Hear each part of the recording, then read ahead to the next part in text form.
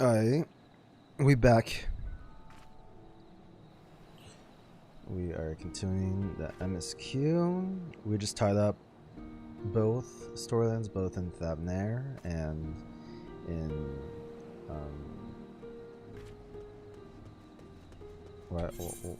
Charlotte. Yeah, I forgot the name for a second. And now it looks like we are from the Thabnair storyline. We are going to tackle that tower. It looks like. So let's talk to Nobdeen here. See what he has to say. Ah, our friend of Eorzea. We've been expecting you. You and yours will lead the mission into the tower, I'm told. The warding scales will be delivered soon. Till then, please stand by at the boat we have readied. When your fellows arrive, I will direct them to join you. We pray for your safety and success. Alright, this definitely has to be a dungeon. I don't know what. It seems like it. We got a boat ready and we're going over there. We've already been there once, so.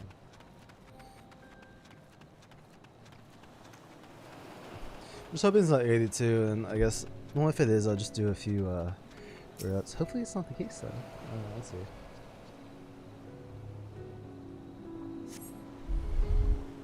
Either way, I will do it.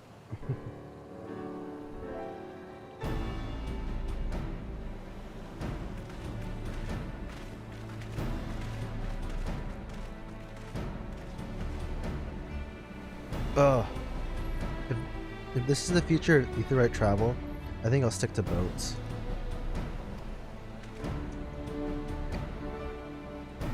Oh, she got the Aetheryte sequence too. That's right. Hey, no warning. However, emphatic could have prepared me for that.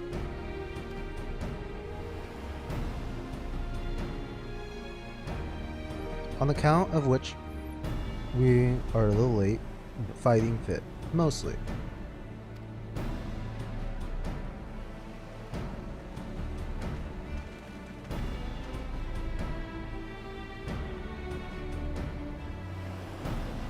My friend, permit me to thank you for accepting this mission.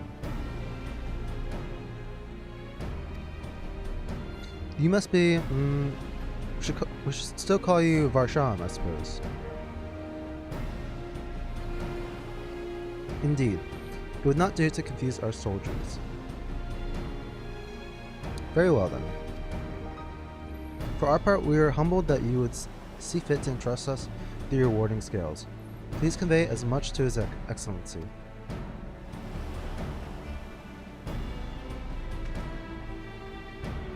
One for each of you. Please accept them with my blessings.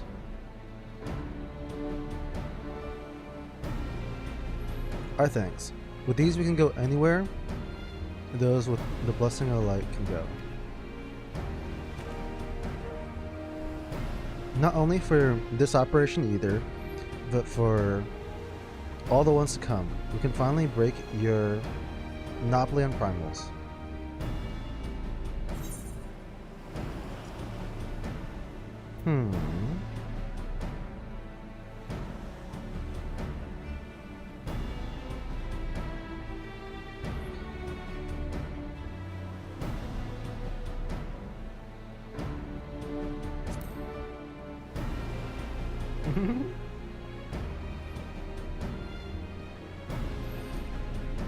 But I'm afraid we can't let you retire just yet. You're the Skyland's brightest star after all. Everyone's amenable to it. Let us review the strategy for good measure. As previously agreed, we will divide into two groups.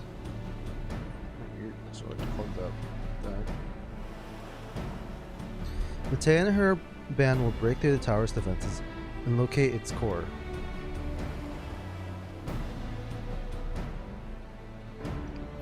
Meanwhile, the rest of us will tend to the prisoners, who would doubtless want for healing due to the duress of repeating summonings.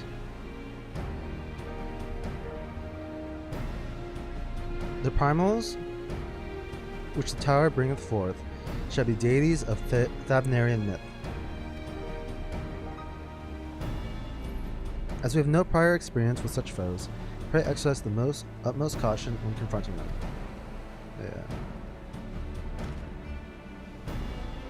We commence the operation at your word, my friend. For the people of Thavnar, nay, the entire world, we must prevail.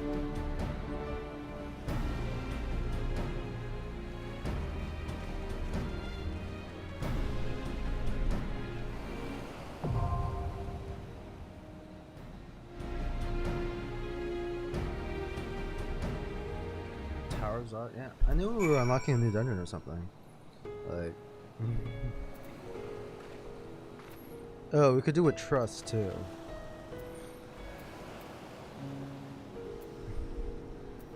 Well, let's check this.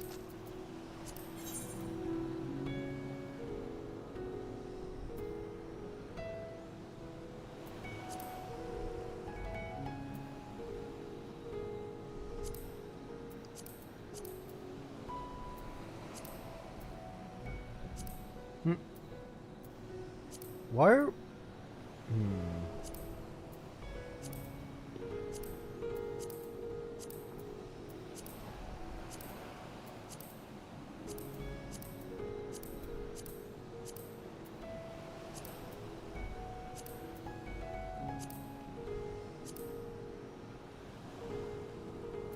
Why are some of them like 70 something on some of them and then... Oh! Okay, so I think they changed it. I like this a lot better though. So they're all like the level of the thing. It's not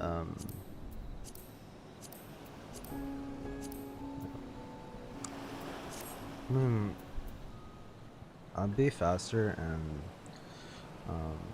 yeah, I want to do it with other players probably. I like that change though. Means I can use them in the future like that. Let's just see health. Oh, I guess it is long.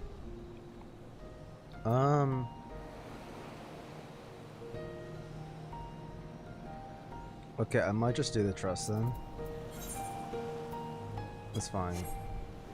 I thought it was gonna be like 5 minutes or something. I'm the ninja.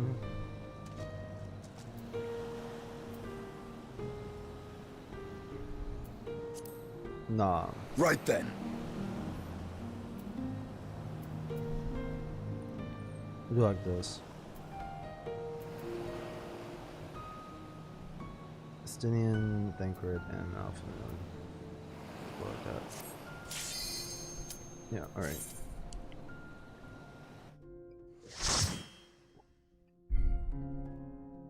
Oh yeah, I get to see Alpha's Sage Skills too.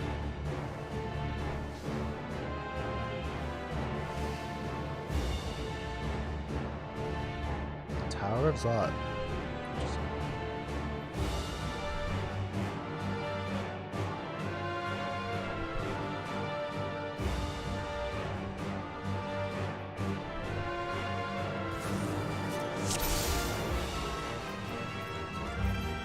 Duty commenced.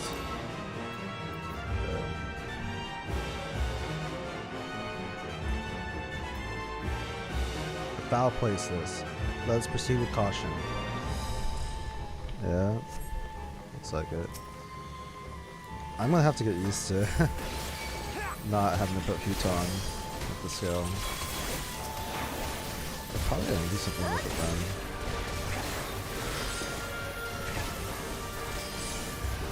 Let's just start with impact.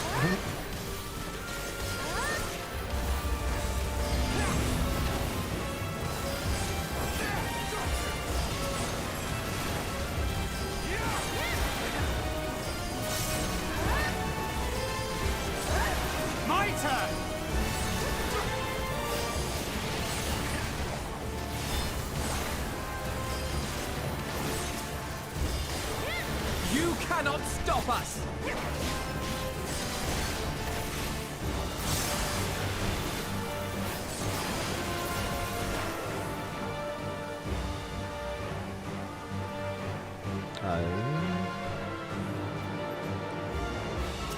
This thing looks like a fucking mech.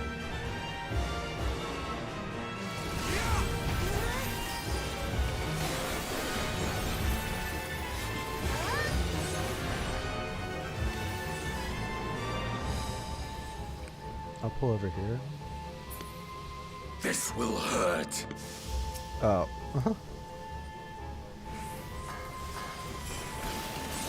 Yeah, so just stick over here.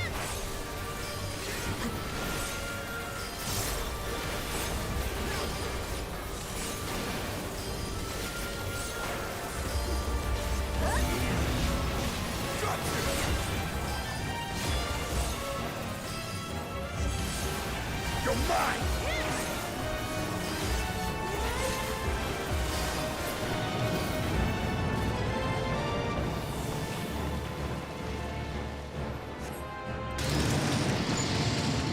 Look, this beastly mask. It's Monsieur come to life.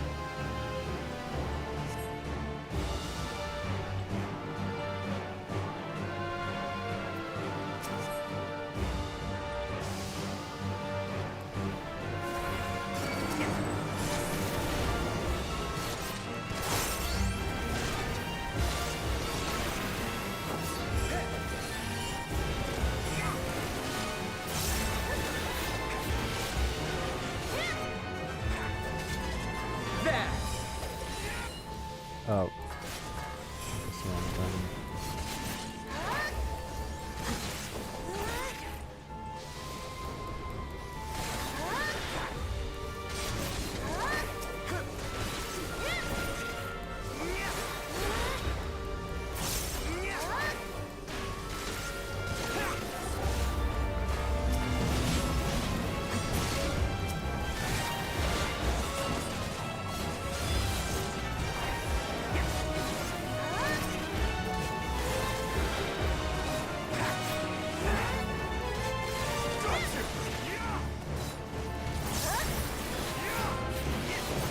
This will hurt.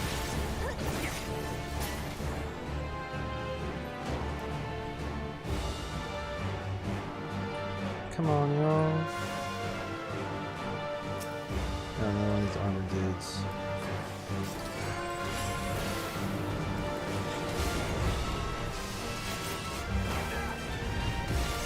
I wish there's a way I could have maybe like 2 packs like with this guy as well.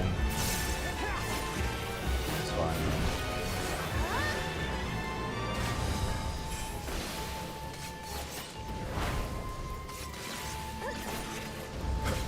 Take this and this and this.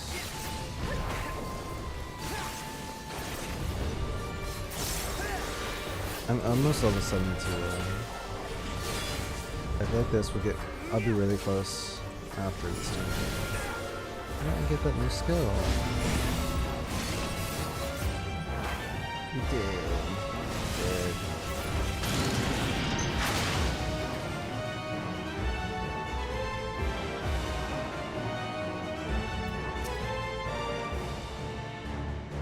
Alright. Let's do this.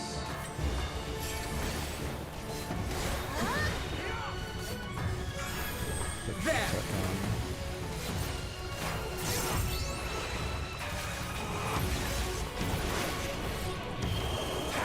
You're mine. Yeah, I did too. This music though. This is pretty good.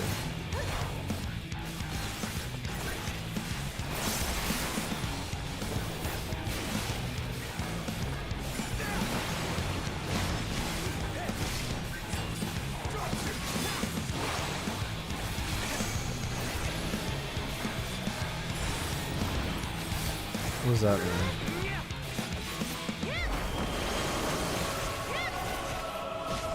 Am I supposed to like go in? You're mine.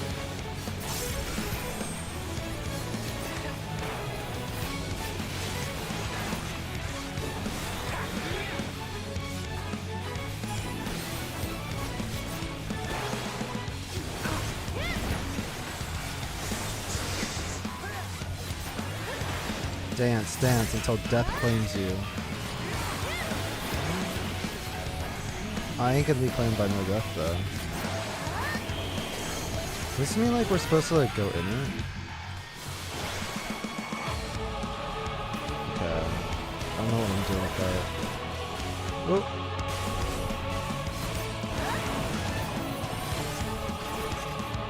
Okay. I don't want to get touched by this shit.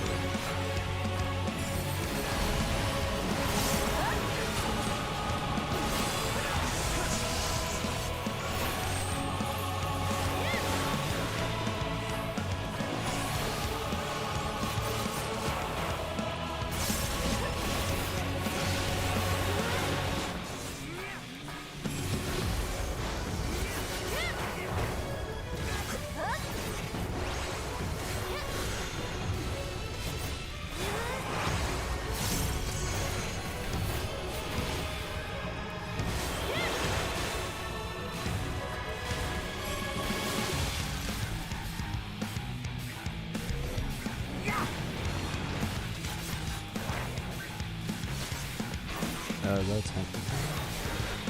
Just suck that up.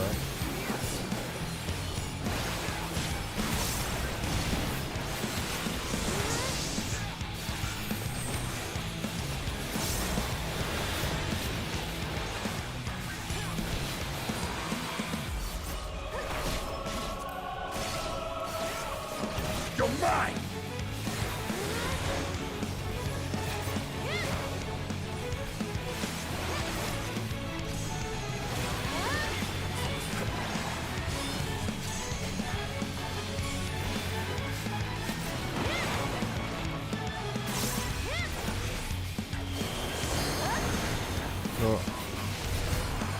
Well, he's about to die anyway,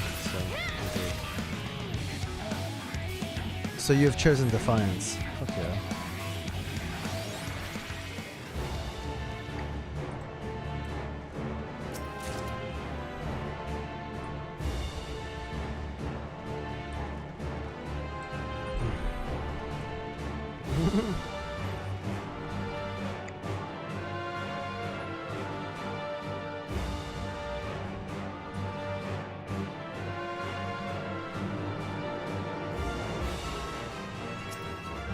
Some tempered imperials, but there's some things coming out of your bodies. I don't know if that's good. Yeah, one of my buttons is doing something like that. I just have to remember to press that one a bit harder.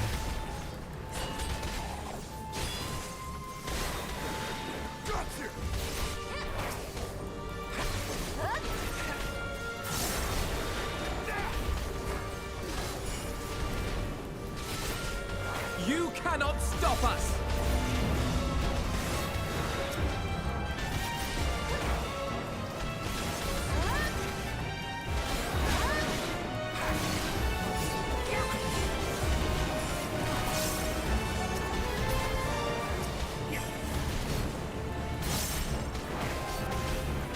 You cannot stop us!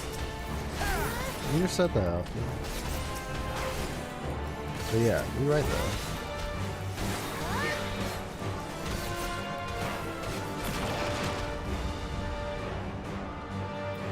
What the fuck is that? This thing is like messed up. Alright, I'm gonna drive in here. I'm gonna like.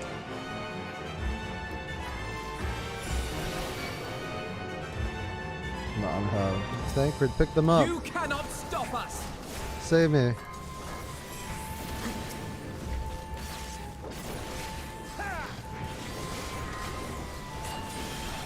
My turn!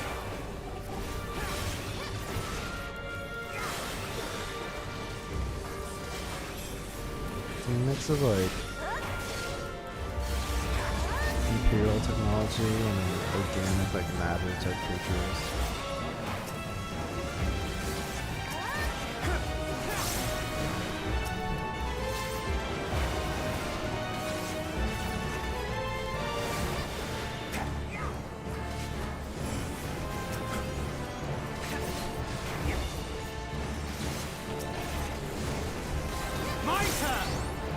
One thing I do need to get used to is trust that it takes a lot. It's a lot slower.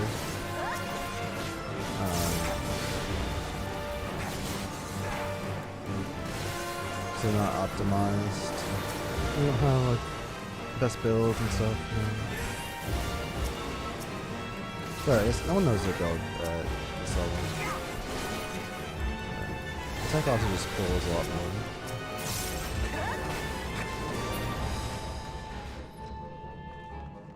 I think I gotta pull them myself, yeah.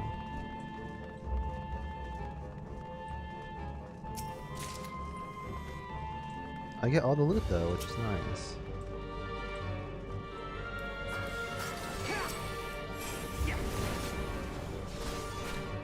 Alright.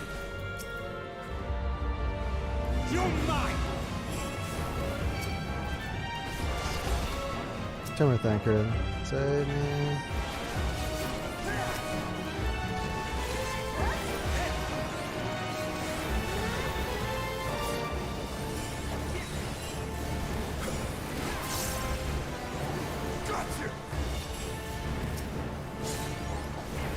You underestimate me!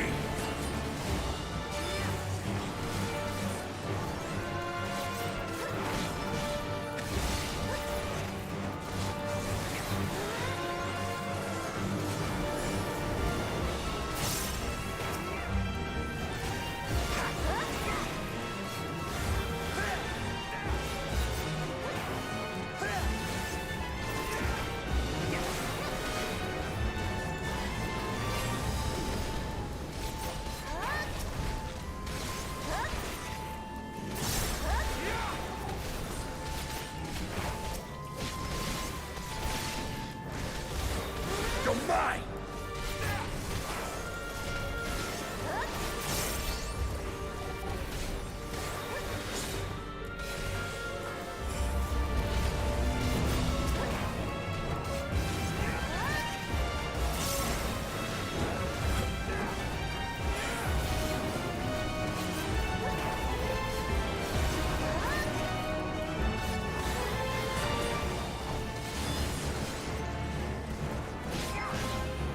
Okay, fire!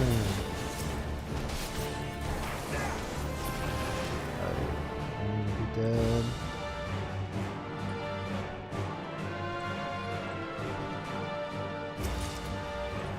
These elephants in the walls always be disturbing.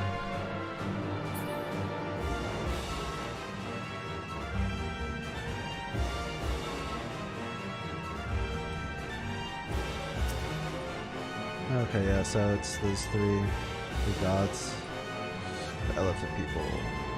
It's the second one though, looks like.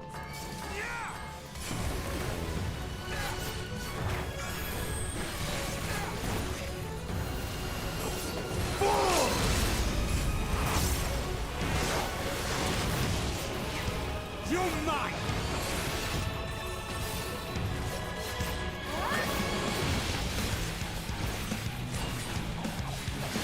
You underestimate me!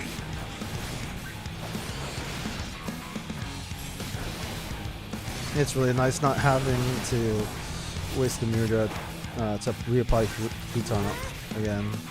I always mess that up. Okay, looks like it's gonna do a Dynamo Tide.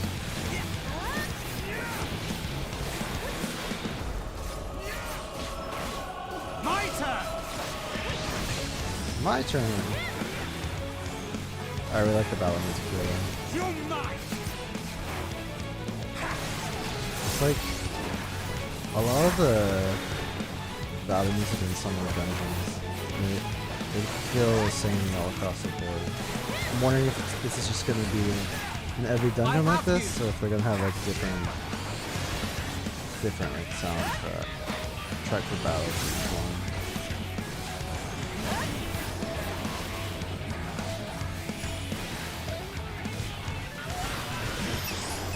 Oh, I wasn't paying attention.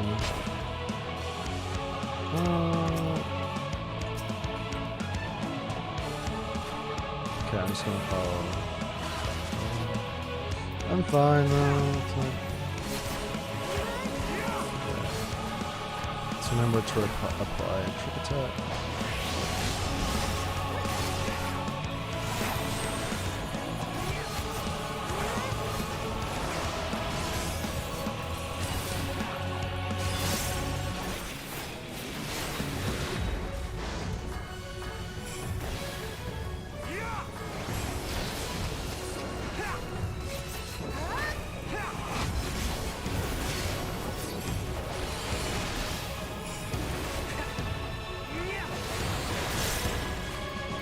Oh.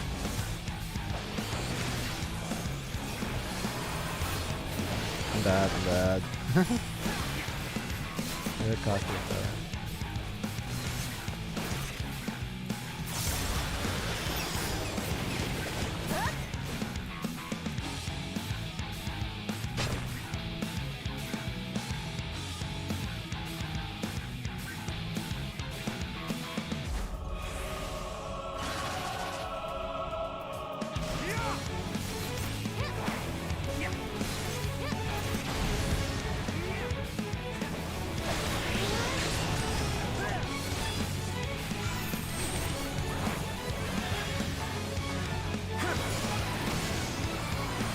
You're mine!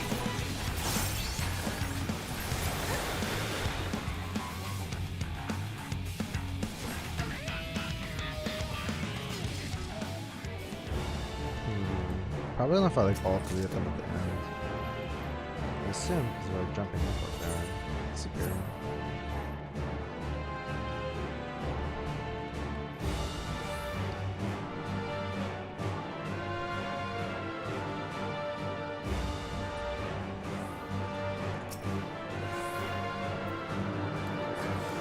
Prepare yourself!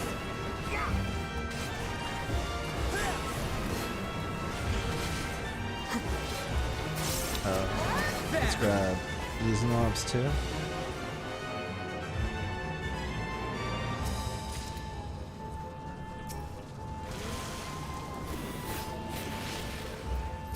I'm gonna be cocky and I'm gonna grab these gunships as well. Good thing he comes running after me when I do that. Yeah, but you just have to grab them yourself. Am I doing too much DPS? Oh no, I died. That's why.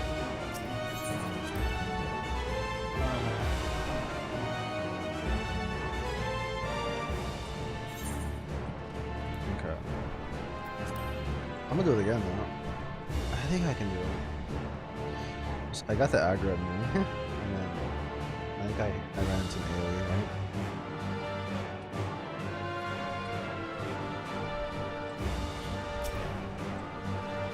So,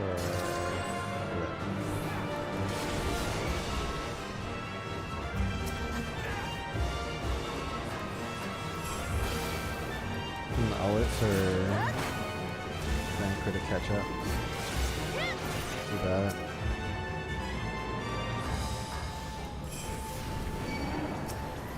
This will hurt. Tsukuchiwa.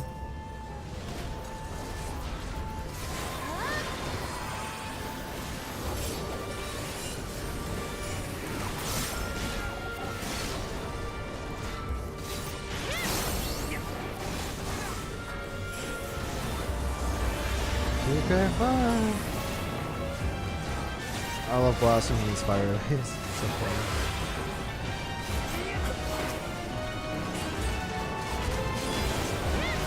You underestimate me!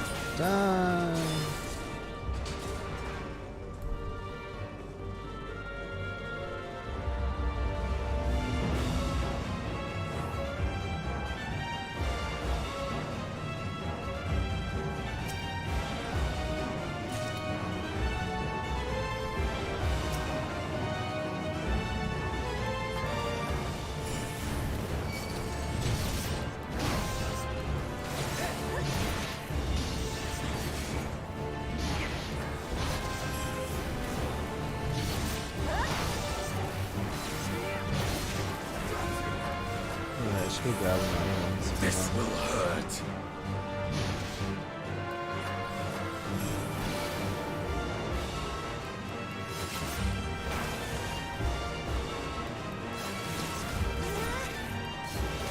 Thancred, come save me!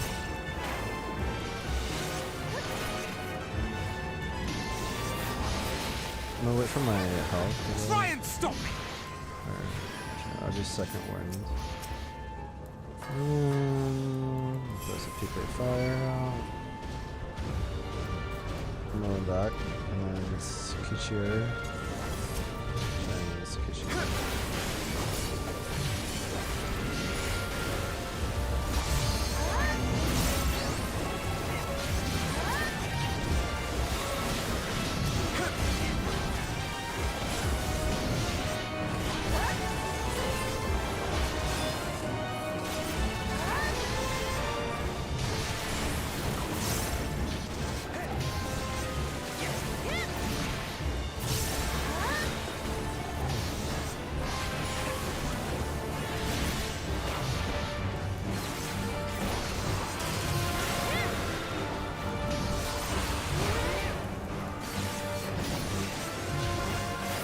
Oh.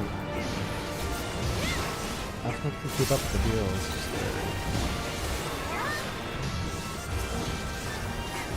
You're mine!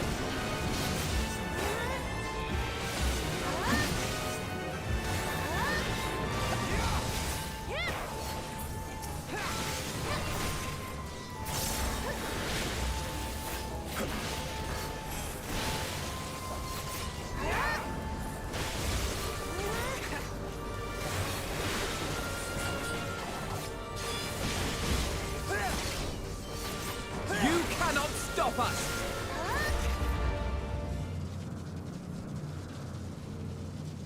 Oh, it's find the boss now?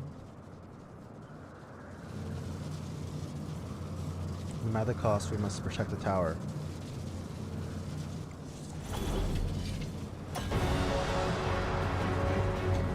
Harbingers elect, the Magnus Sisters.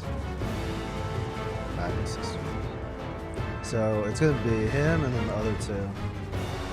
Pretty sure.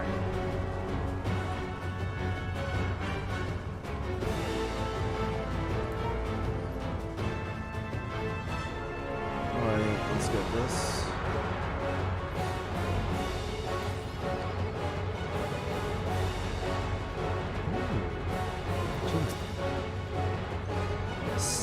Cinderella.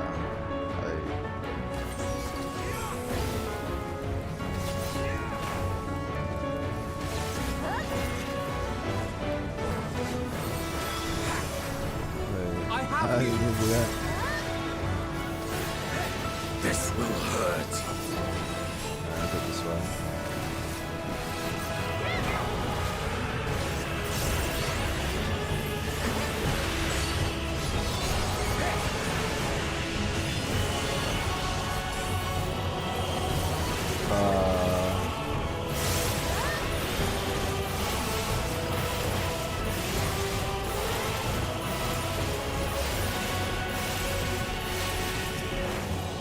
Just gonna follow them. Try and stop me!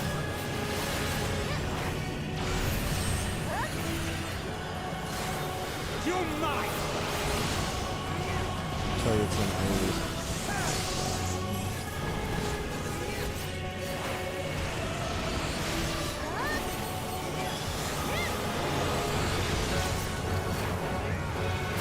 I have you!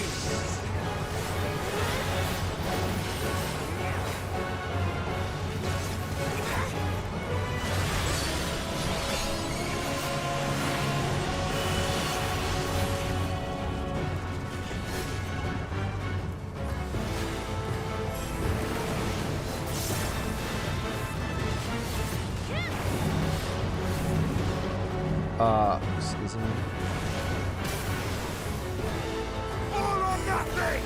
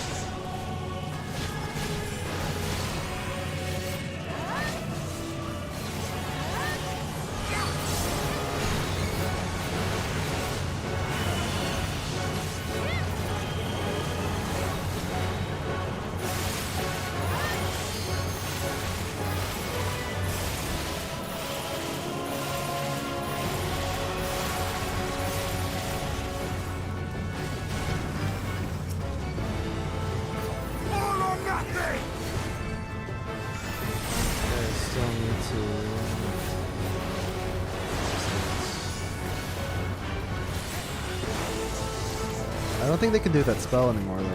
Time to end this!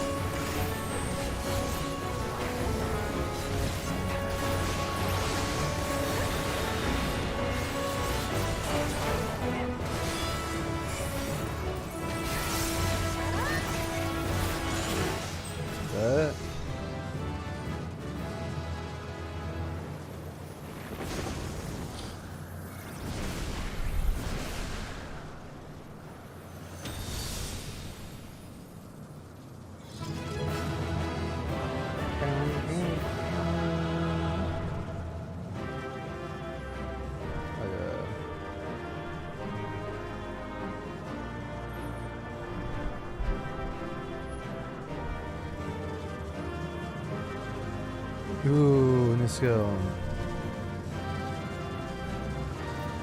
I'm pretty excited to try that. A sickle.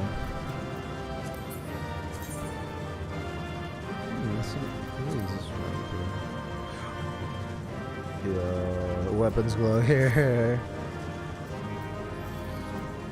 Definitely gonna have to run here again. Ooh.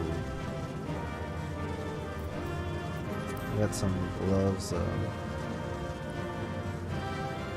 This set looks like it's actually gonna be. It's a good set.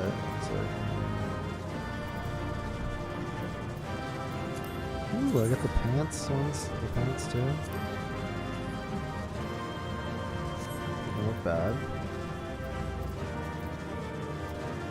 I kind of want to see what that chest piece is.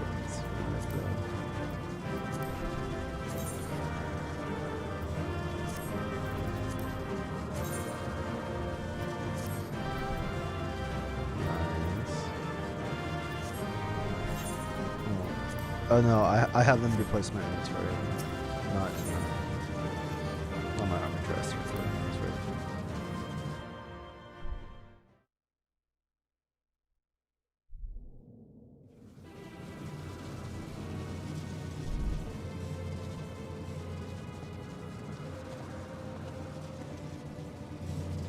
Is everyone all right? We fortified the captives with what magics we could. Have the defenses been disabled? All appears quiet for the moment.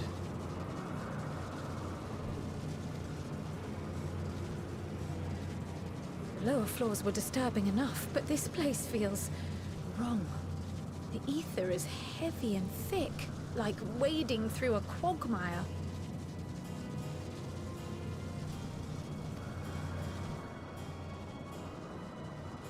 I believe we stand in the tower's beating heart. What sayest thou, Stola? I see it. Ether siphoned from the land runs up through the spire, flowing to a single point. This is the core we seek. Yet something is off.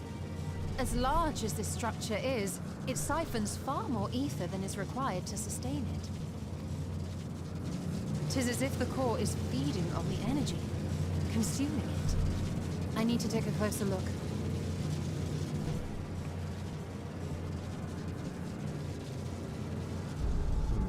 Is she about to siphon? Curious. There is something there embedded inside the core. A man's limb.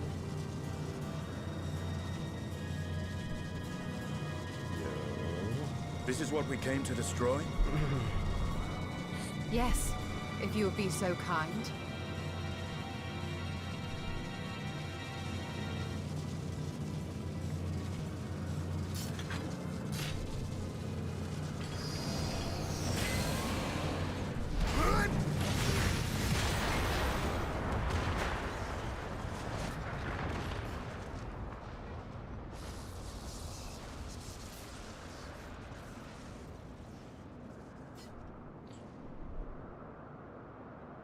And that should be the end of it.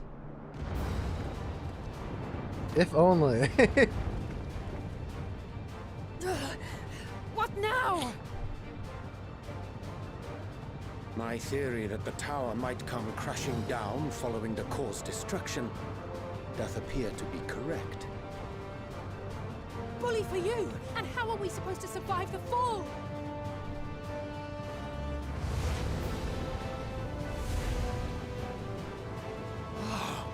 What of the prisoners below?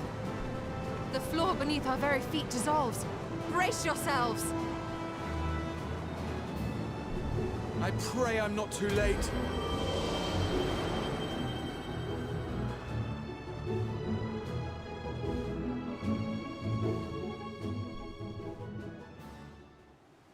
Oh, he teleport them all out?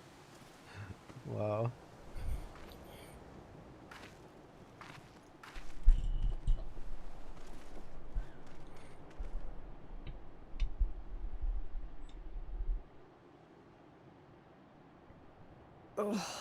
What happened?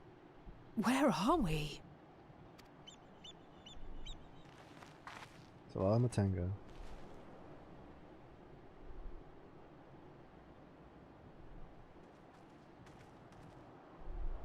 By my reckoning, we're still on the island where the tower stood. But 'tis as if it never existed. Hardly a scratch. But how?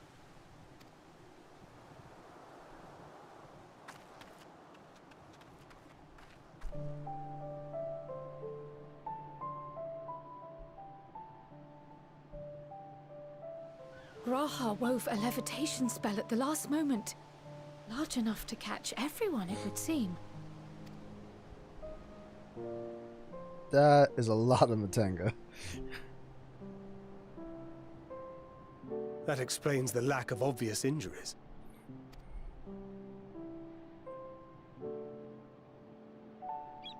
The expenditure of so much ether has taken its toll.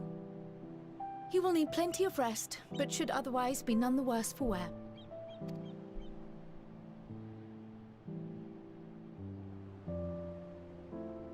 Then the immediate problem is what to do with our new friends here.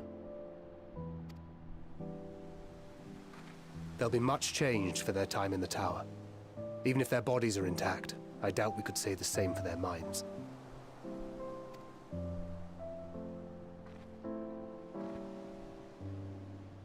Angelo and I will take care of that. I have every faith in you, Alize, but there are just too many for you to treat alone.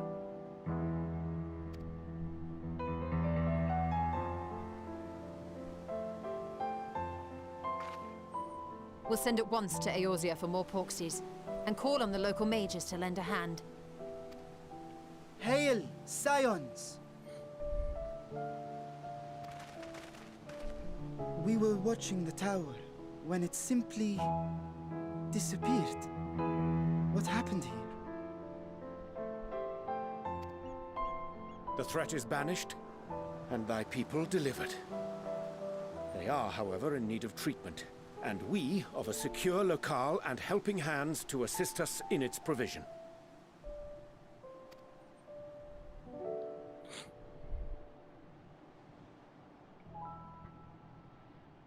You shall have all this and more. Come, let us convey these unfortunate souls to the city.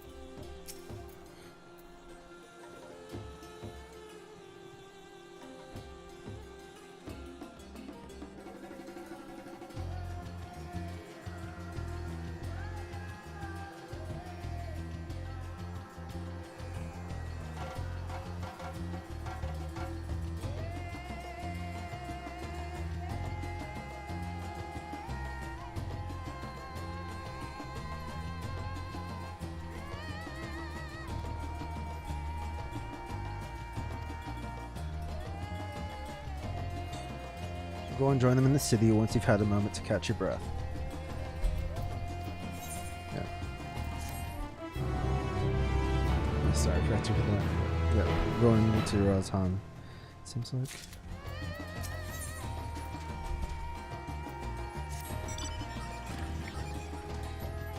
Had enough rest, have you? You never were one for being idle.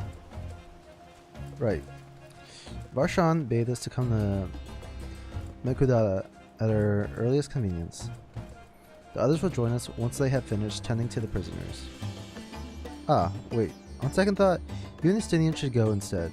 I need to make a quick detour by the great work. Left Graha and Alchemist care, you see.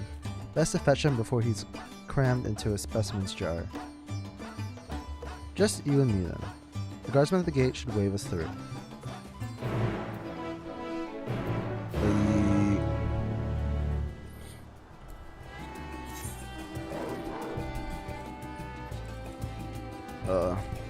Hopefully I can explore the city this time. It'd be nice having to eat the right in there too, so I need to walk all the way over there.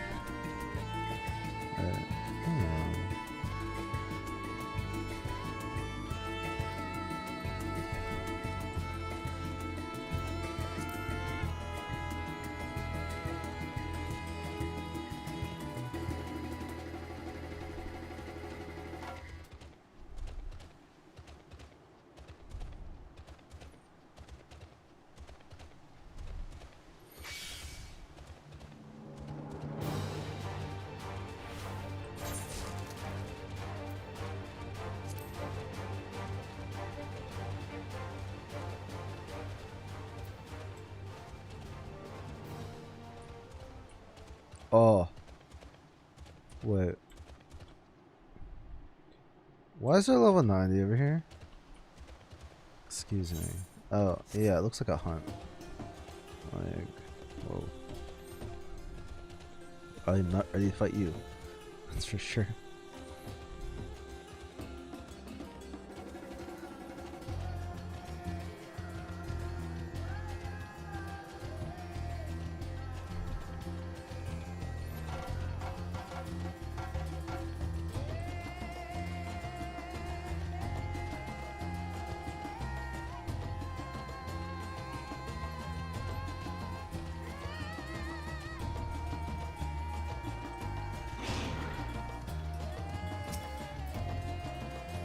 Honor Scions.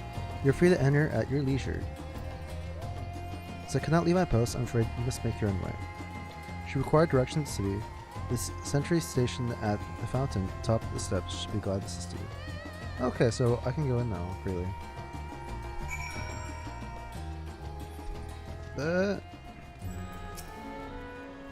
Though I've been to Radzat before, this place is a veritable maze. Rather than risk getting lost, you'd best ask for directions from the sentry at the fountain. Lead the way and don't expect me to act as your tour guide like certain others.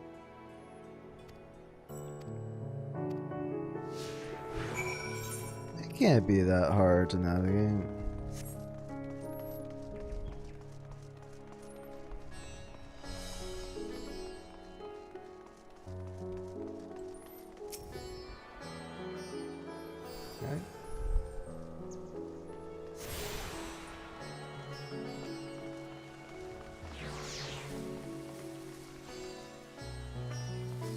What is this coat this person's wearing?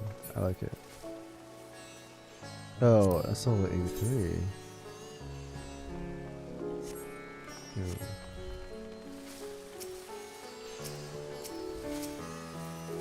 $86 over here already.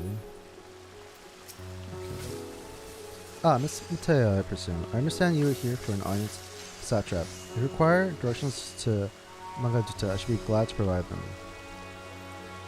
Satrap's residence is situated in Dharma, the highest part of Radzat. To get there, I would ordinarily recommend a route that takes you by the bazaars in the city's north. Due to the state alert, however, most businesses are currently closed and the Aetheryte disabled. As such, I will provide you with an alternate path. Please ascend the steps next to the fountain to the left.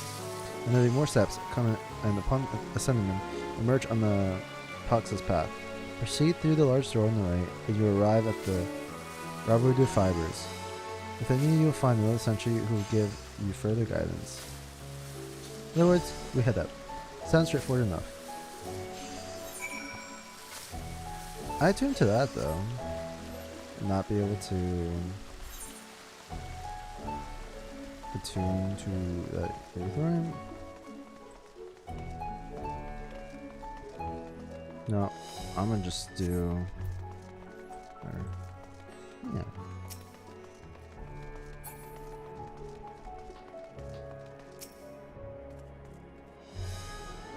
Ah. Rip. I guess not then.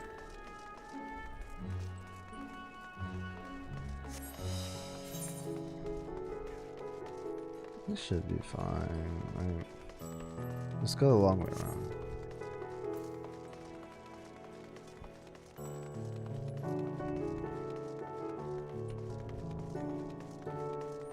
Do here.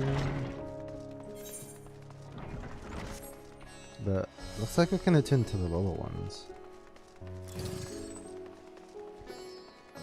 Maybe after we talk to the satrap dude, we can.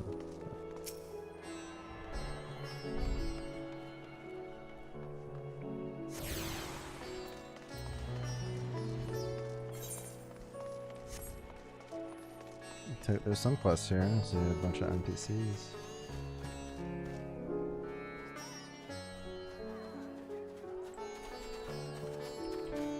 Some people with jackets on.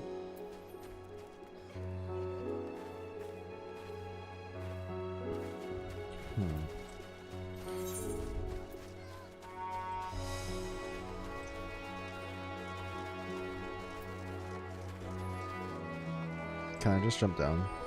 So that. Okay, I can.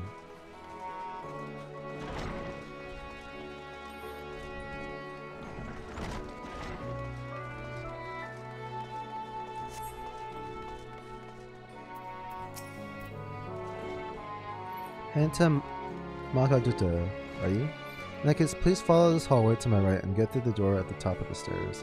Emerge at the entrance to the airship landing, where another sentry should be on hand to assist you.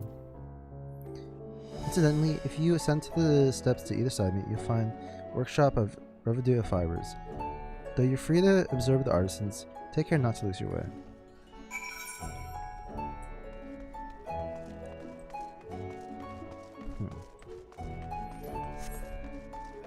Okay. So we go up here. Let's turn to this ether.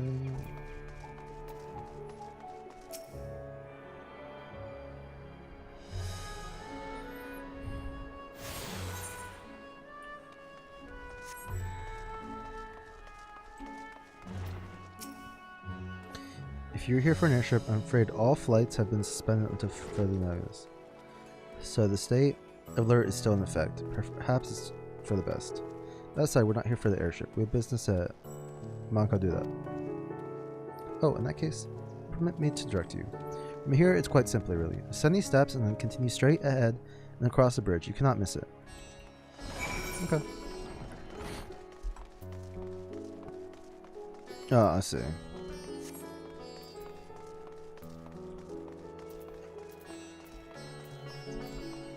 This is like a point of interest. Yeah. I remember passing by here with Varshan. The situation being as it was, he regretted not being able to show us the sights. Life has yet to return to normal here, but when it does, you ought to pay another visit. Though the city is confusing, the flood is quite good. I'm partial to Hamza myself. The meat surprisingly tender and flavorful.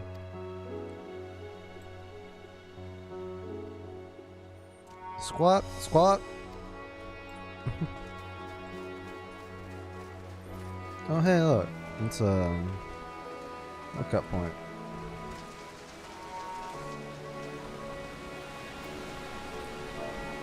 Lookout.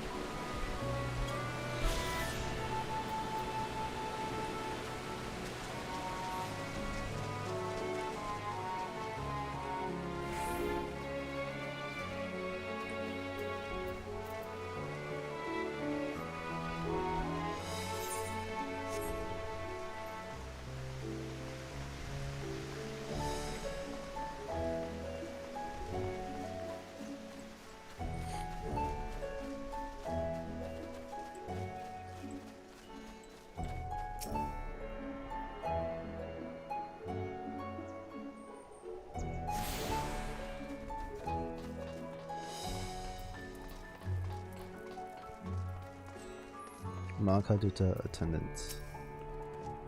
Greetings and welcome to Maghaduta. May I inquire after your business? He remembers the signs of the Seventh Dawn. Come at the invitation of His Excellency. Ah, of course. We have been expecting you. I will show you into the audience chamber if you please follow me. Sounds good.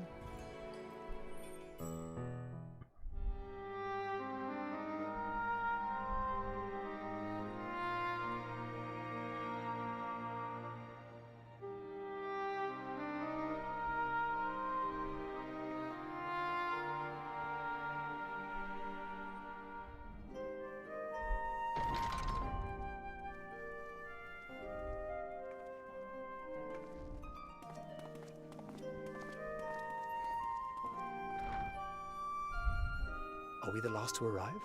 I hope we've not kept you waiting. Not at all. Your comrade is feeling better, I trust.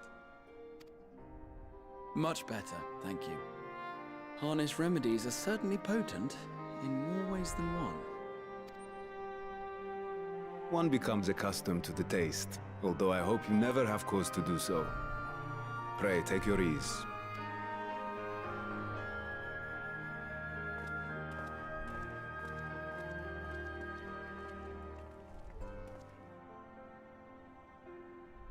Full glad I am to see you all unharmed. Graha.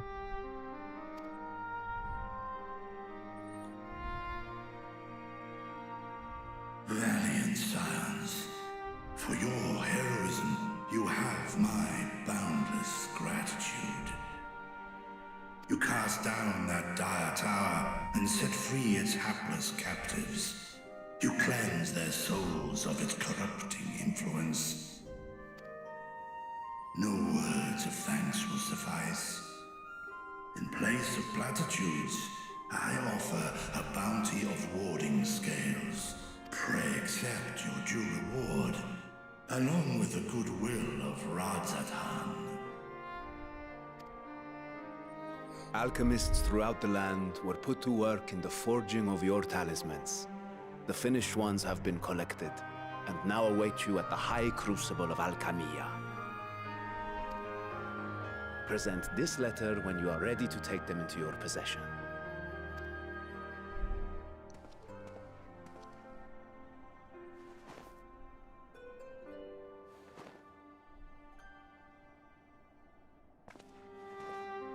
We are humbled by your generosity. Know that the inventive wisdom of Radzatan will be vital in restoring serenity to our star. Every single one of those scales came from you, didn't they? You must still be in such pain.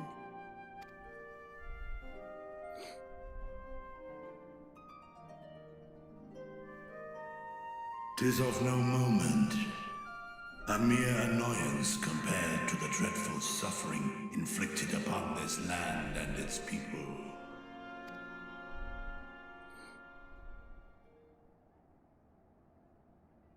Albeit brief, my involvement in the Dragonsong War afforded me a glimpse of the myriad sorrows which consumed both dragon and man. Though you were half a world away, such tragedies as befell your kin must have affected you deeply. And yet, you chose to live among men.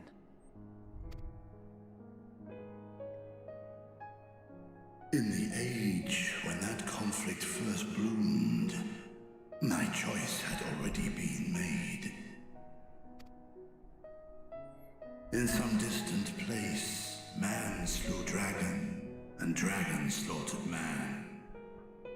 Yet no hate could I muster for those smiling faces which did look to me for guidance.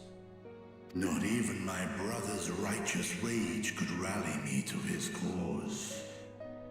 I huddled here, secret and still, hoping against hope that which I had built would remain untouched by the chaos and carnage.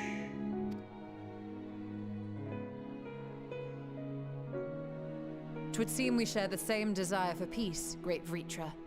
To that end, I wonder if we might trouble you with another question. The Telophoroi are intent on recreating the final days, an apocalyptic event which we know to predate the sundering of the star. As the longest lived among us, know you aught of this terrible cataclysm?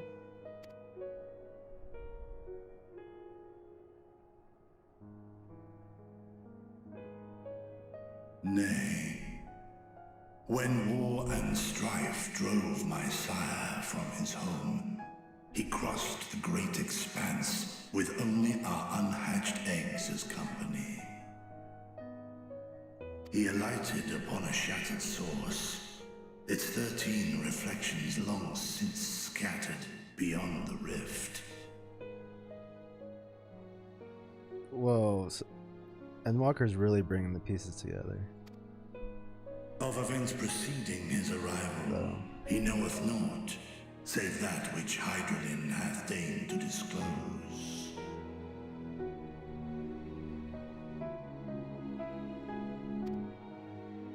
I see. So again, 'tis the inscrutable Hydaelyn to whom you must look for answers.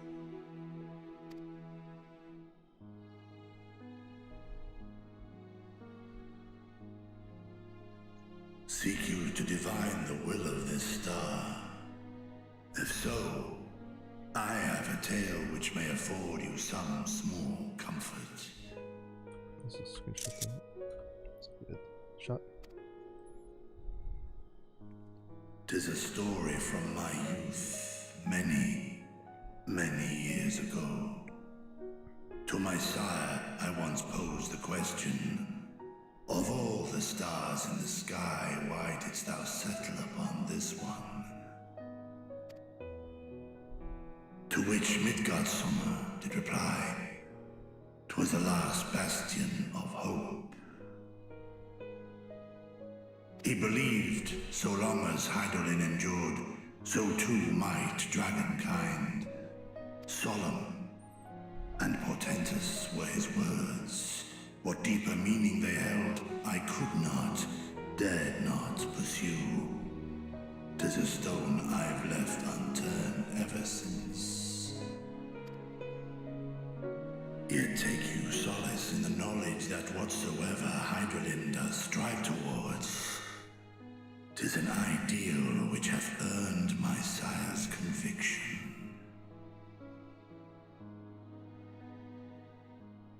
Midgardsormr seemed to know a lot about Hydaelyn for sure, yeah.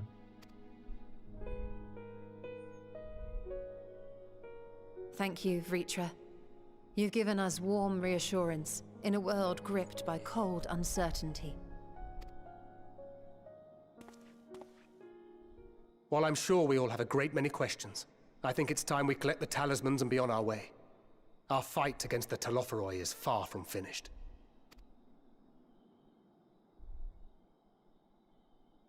We must take our leave, but please do inform us if we can provide any further assistance.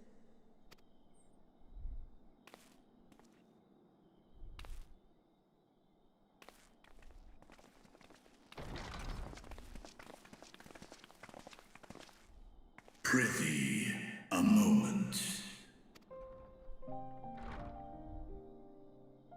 There is one whom my sire hath judged worthy of honor and respect.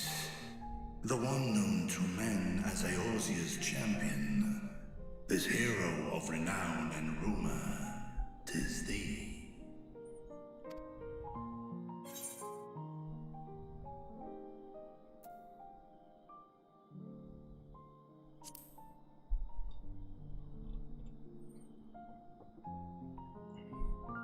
I know of his clash with Omega, and the long slumber which was his price. Yet even closed in sleep, my father's eyes are far from blind. He is watching over thee, watching over this world. 'Twas a revelation most pleasing that thou, a child of man, had gained Midgardsormr's trust, but alongside mine elation runneth a rivulet of dread. For upon thy life's reel wind too many threads, of fate, power, weal enmeshed with woe. Amidst this tangled knot, thou shalt know no rest. 'Tis an endless confluence of forces, a struggle without surcease. More terrible still is the attrition wrought upon thy companions, as they are swept up in the storm of thine existence.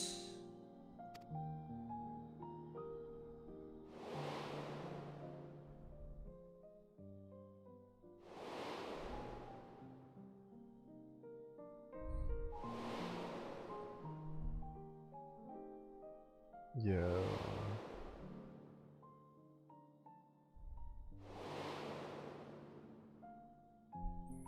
No.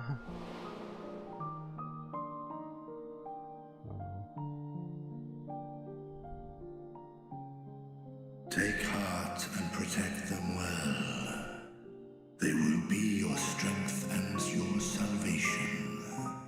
The hope thou wilt need come the end. Even cowering behind my curtain, I know the suffering of the powerful. I have watched my siblings driven mad by loss. Thus do I exhort thee to spare no effort to keep thy loved ones safe.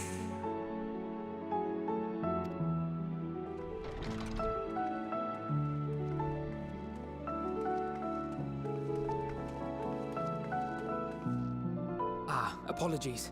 We hadn't meant to interrupt. It's just that we do have a history of suddenly collapsing, and when you didn't follow us out... 'Tis I who must apologize. I have detained your champion overlong with idle chatter. Go. At war's end, I pray I welcome thee back into my hall, where together with thy joyful comrades, you may toast your triumph.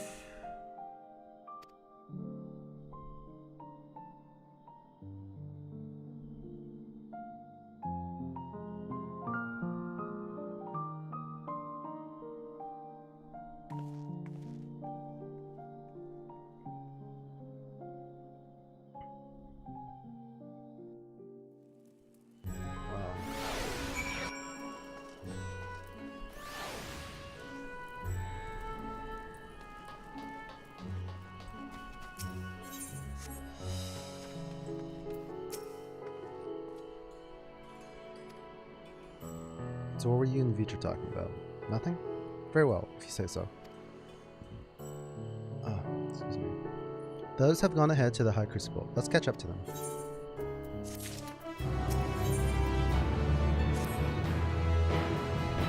The tenant was kind enough to give me directions to the High Crucible. First, let us return to the Mulberry Orchard.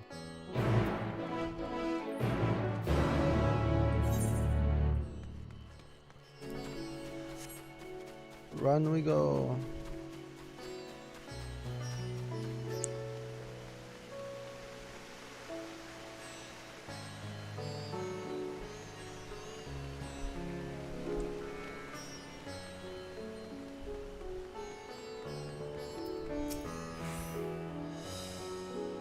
From here, we're supposed to follow the path left and past the blueberries.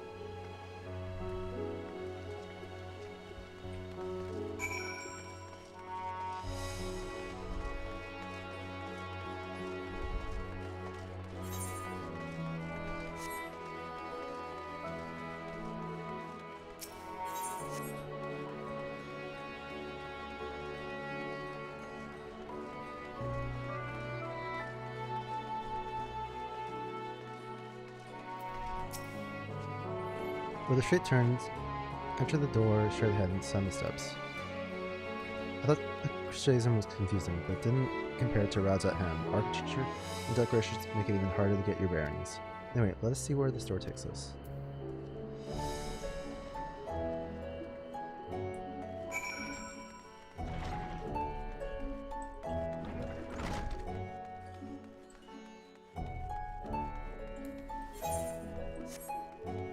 Ooh, we'll be able to use the Aetheryte finally now?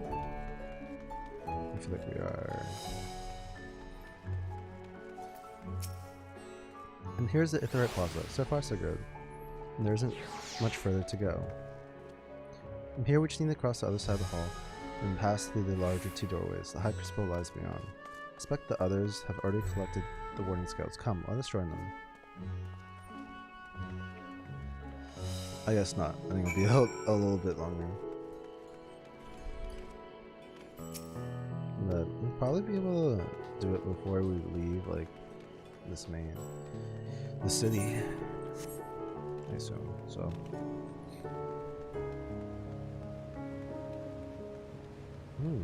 Whoa. This land has been afforded a respite, and turmoil do many others languish still. Our work is far from finished. You took your time. Got turned around, I take it.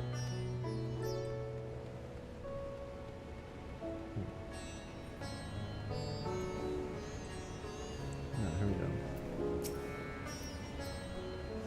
We're last, of course. But at least we found the place.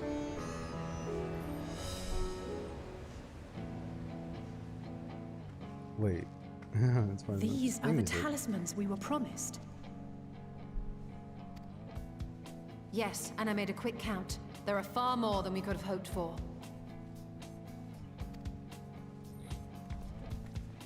Enough to outfit an entire company of soldiers, in fact.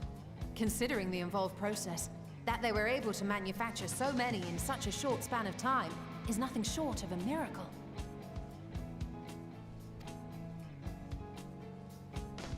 Once we have distributed them to our allies in Eorzea and the Far East, we'll have a fighting chance to bring down the other spires, just as we did with the Tower of Zot. Oh yeah. Or we could use them to invade Garlemald proper, and strike directly at the Telophoroid's base of operations.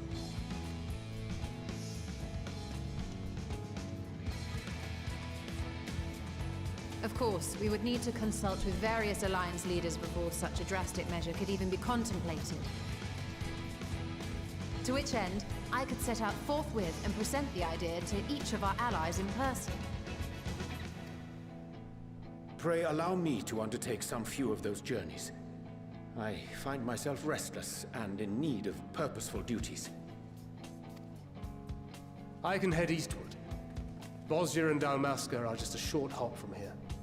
And Doma's shinobi network should come in handy for passing on the word. We shall share the burden then. Meanwhile, I think it best that you and the others take the talismans back to the Baldessian Annex. We must keep them safe and secure until we've decided upon a course of action.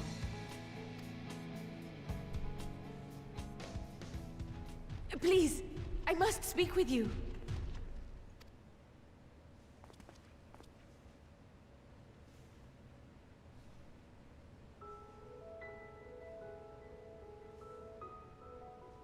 Nidana, you're awake. Yes. When I spoke with the carer at my bedside, she told me that one of the scions, a young woman, had cleansed me of the tower's corruption. It seems I'd been asleep ever since the treatment. But when I awoke and learned you were all still here, I knew I had to come. Glad to know she's back in service. As you said, Nidana was captured only recently. Such a brief exposure is swiftly cured, so I tended to her before we gathered at Megaduta. And I am truly grateful that you did. I cannot thank you enough. All of you, for everything you've done. Destroying the tower, rescuing our people. You've saved Thavnair from an awful fate.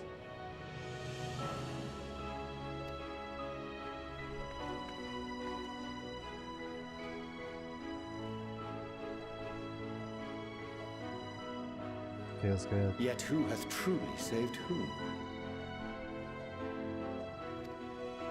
Due in no small part to thine inspirational courage, the alchemists were successful in reproducing warding scales of proven efficacy.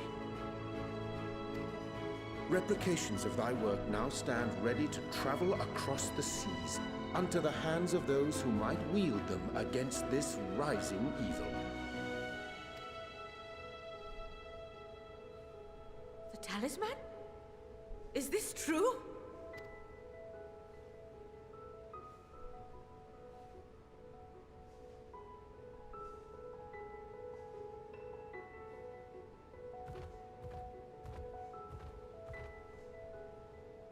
Oh, I was so groggy from sleep. I didn't even think to ask. Oh, our great work sent across the seas. It was worth it. Oh, it was all worth it. Wow.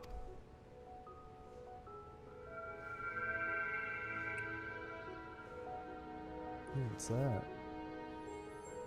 It's the flower. It's reacting to her. Its color is completely changed.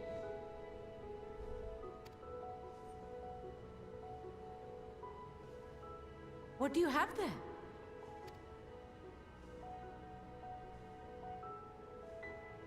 How unusual. I wonder if the effect is a reaction to Akasha. I'm afraid I'm not familiar with that term. Akasha? It is one of the unseen energies defined by Harnish alchemical theory. Though a gross oversimplification, some describe it as an essence influenced by feelings. You imply that it is distinct from ether? Foreign scholars often conflate the two, but we see them as separate concepts. Ether is an energy which permeates the land. It exists within animals, objects, even the air we breathe, affecting all through which it flows. Akasha, on the other hand, exists in a domain beyond our reach. A gift bestowed from on high, or torn from the heavens in some traditions. Akasha can neither be created nor destroyed. It is beyond our power to purposefully alter or manipulate. The only thing observed to influence it is an abundance of, I want to say, spiritual emotion. As a veteran of the battlefield, surely you've experienced moments of desperation or exaltation when you've transcended the usual limits of your capabilities. That is a manifestation of Akasha, the invisible essence harnessed by heart, mind, and unyielding spirit. Interesting. I really must hear more about this theory. Our disciplines are based entirely upon the idea that ether is the fundamental form of all energy. I'm glad my haphazard explanation has piqued your interest. But even for us, Akasha is a somewhat abstract field of study. A lack of practical application lends itself poorly to formalized research. Which is why my analysis of your flower can amount to little more than idle speculation. I am sorry. Nonsense! You have nothing to be sorry for. Your insight is much appreciated.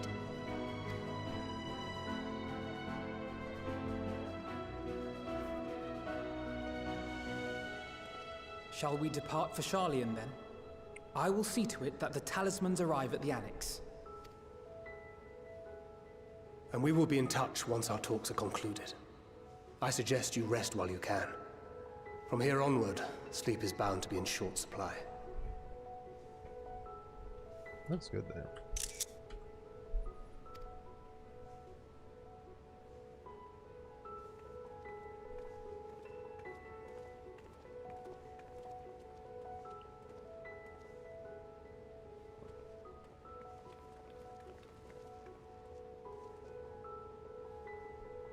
Ooh. I can't wait to see what happens next.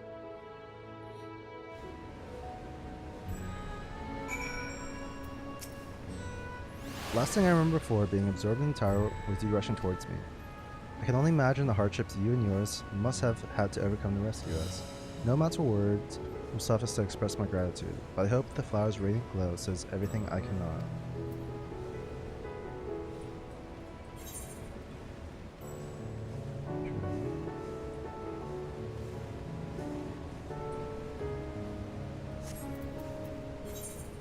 I guess I'm reading it. Oh yeah, so they did raise the teleport cost soon.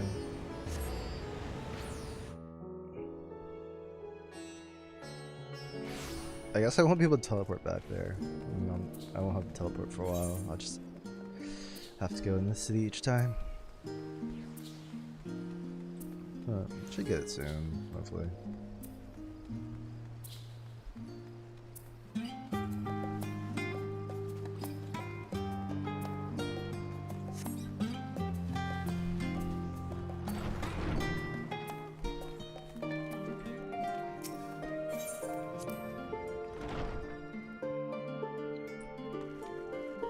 Oh wait.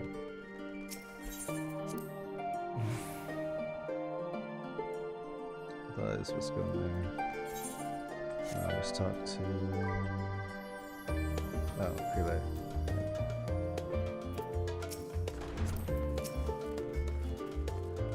It's good to be back, with the fruit of our labors safely in storage.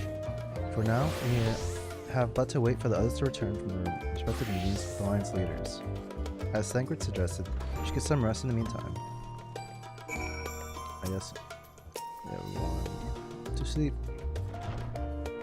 Welcome back, Matea. Curly has apprised me of your recent accomplishments. An amazing feat to eliminate a tower and pave the way to deal with the rest. Well, it isn't much. I've changed your sheets and pumped up your pillow. After all, there's nothing like collapsing in a nice clean bed after completing a major milestone, be it penning a thesis or defeating deiform entities. Yeah. So, would you like to take a look at your new and improved lodges now? Oh yeah.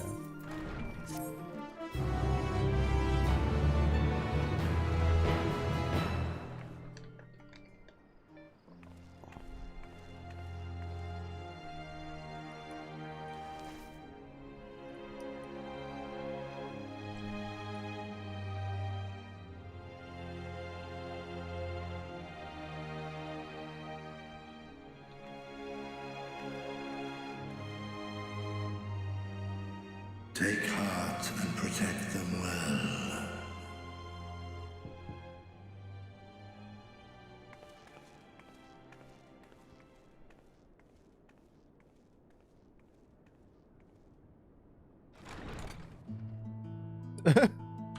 Good, Oh, you're I missed here. You haven't eaten yet, have you? We've bought quite a spread if you're interested. Only the finest dining from the last stand. They were so giddy with their faces there.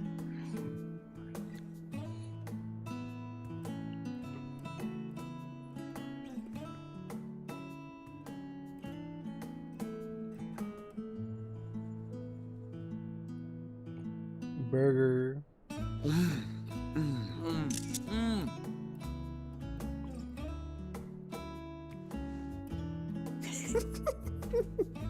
Don't like pickles?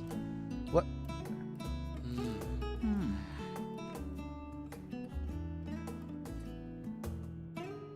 Lest you wonder, we invited Estinian as well.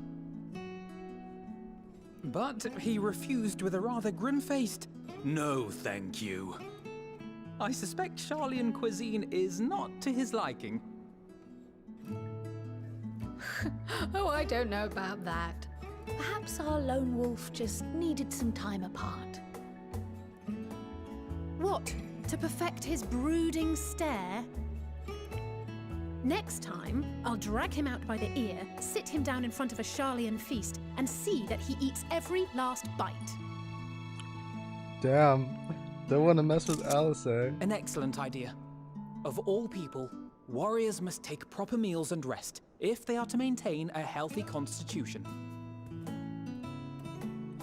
Poor Estinian. beset on all sides.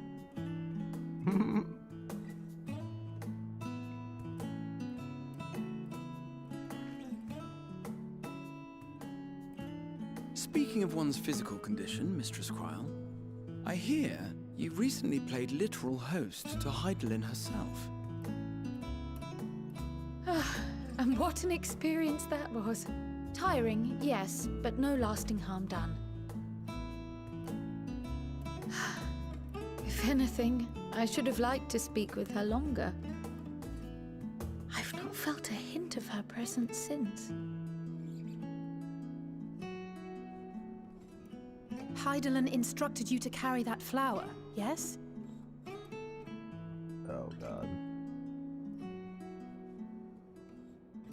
'Twill be your guide, test and proof of your conviction. And then something about seeking joy in darkness, was it? Come to think of it, isn't that what happened with Nidana back in Radzat-Han?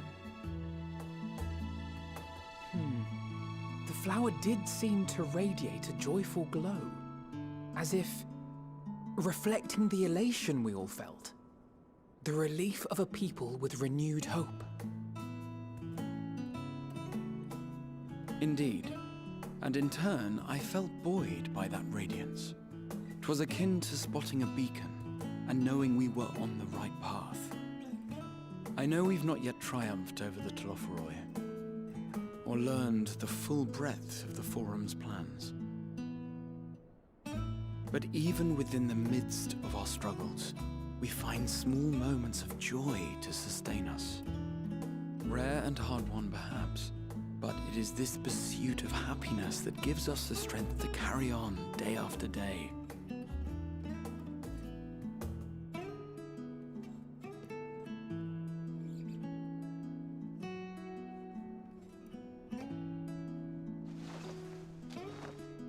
Hey, that's mine. To the swift the spoils. Though I recall that levitation spell of yours was quick enough. Only barely. And even at my best, I'm still too slow to wield it effectively in battle. Mayhap I simply require more practice with this new magic. You unearthed it from the depths of Numenon, I presume? Aye, and from a veritable mountain of arcane tomes at that. 'Twas necessary to facilitate my solitary explorations. Or, to put it simply, you used it to sneak around the Forbidden Archives. Yes, well, after a fashion.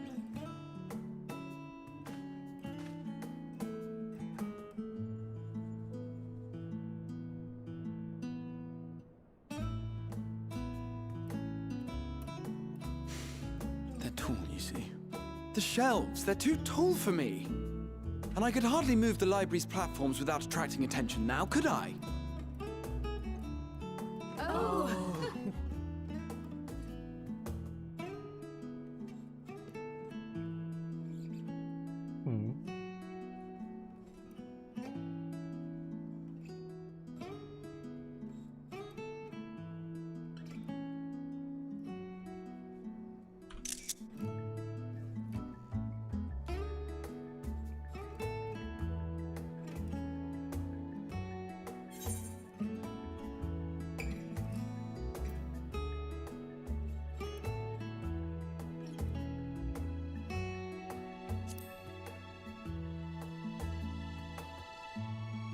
I'm not that ambitious. But 'tis pleasant to idle away the hours every once in a while.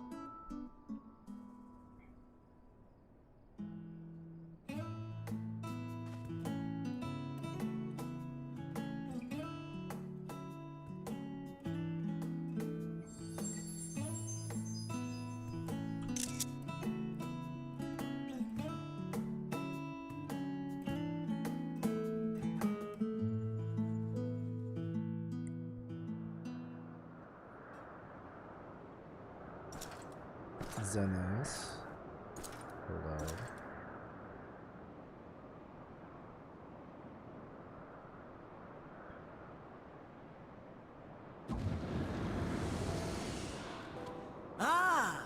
Enjoying the bracing cold, I see. Do you not own a warm coat or a cloak? Something in fur? Or fashioned from the skins of your enemies?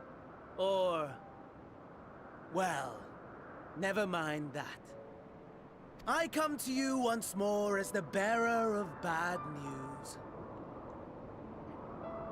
Our tower in Thavnir has been toppled, and I need not tell you by whom.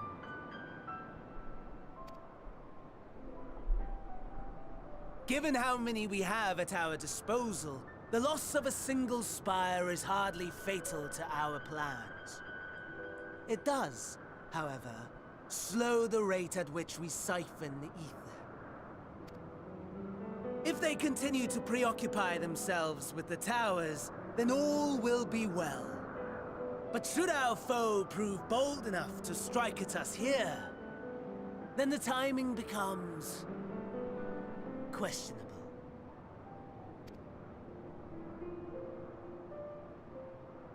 Our foe is bold enough. Of that, I can assure you.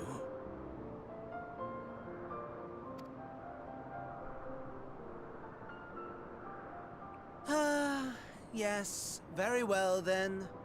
I suppose I must prepare a proper welcome. Honestly, talk of your nemesis is the only thing you seem to enjoy. Does nothing else spark your interest?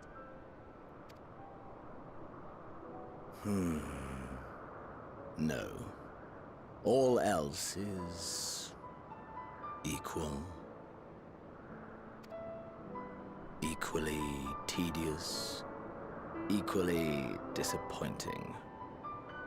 The world is a tepid bog into which we sink, too weak to thrash as the mud clings to our eyes and fills our throats till we blissfully choke. That's a line. I love how deep Zeno's voice is, though. It's nice to listen to, that's for sure. But then came the light, blinding and pure and hot, so very hot, enough to set my soul aflame. I basked in the afterglow, until the void yawned once more. And then I knew the muck would never claim me again. There was naught for me ahead, so I drew the curtain on all that had come before.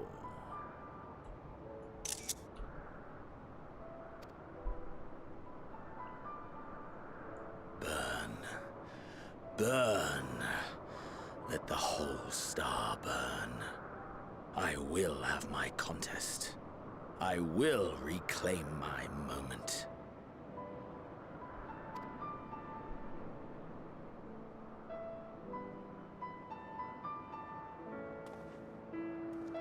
How wonderful that the emptiness of death has not dissuaded you from committing your life to its pursuit once more. I don't know whether to envy you or pity you.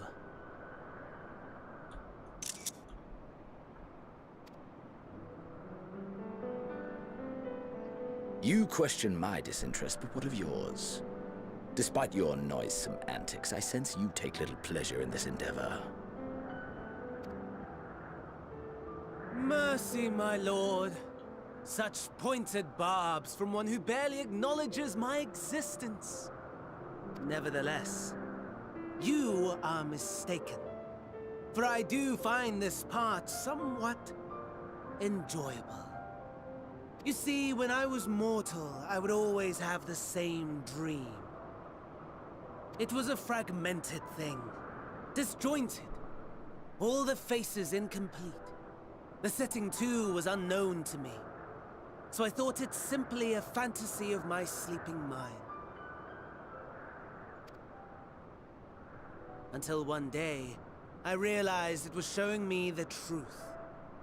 Much as your dream of the final days enlightened you.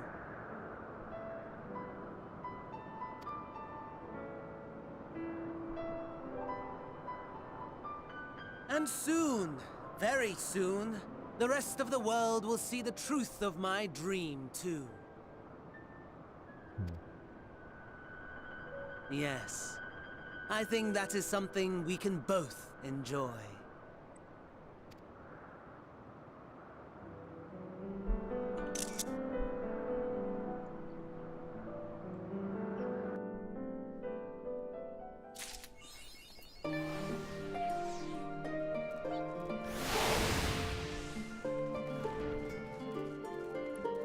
Just more hyped. Let's see what that Xenos battle is gonna be like.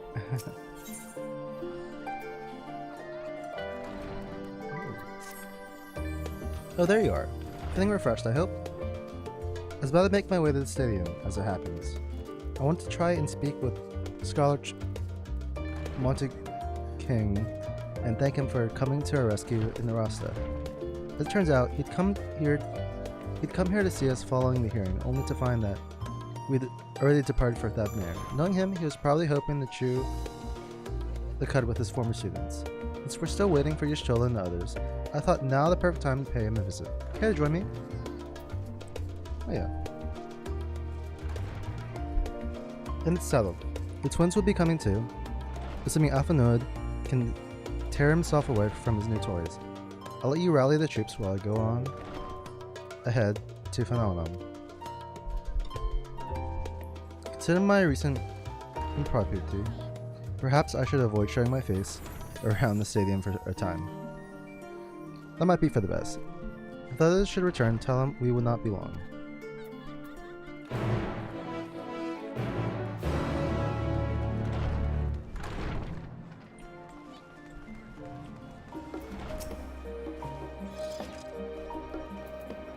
Hang out for a stroll. The scholar himself was here. In that case, what are we waiting for? I too am eager to see him, though I somewhat dread the thought of visiting the stadium. I dare say our notoriety precedes us. Afnud, of all people, worrying over his reputation, and at our alma mater, no less. But wonders never cease. You'll understand soon enough. Off we go!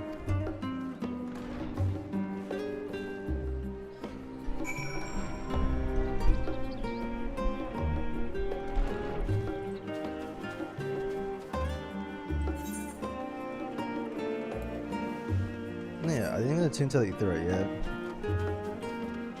So I think it's the final one I'm listening to. So really nice.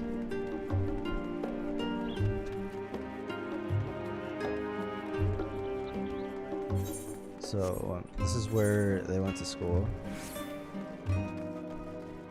So like the university or something.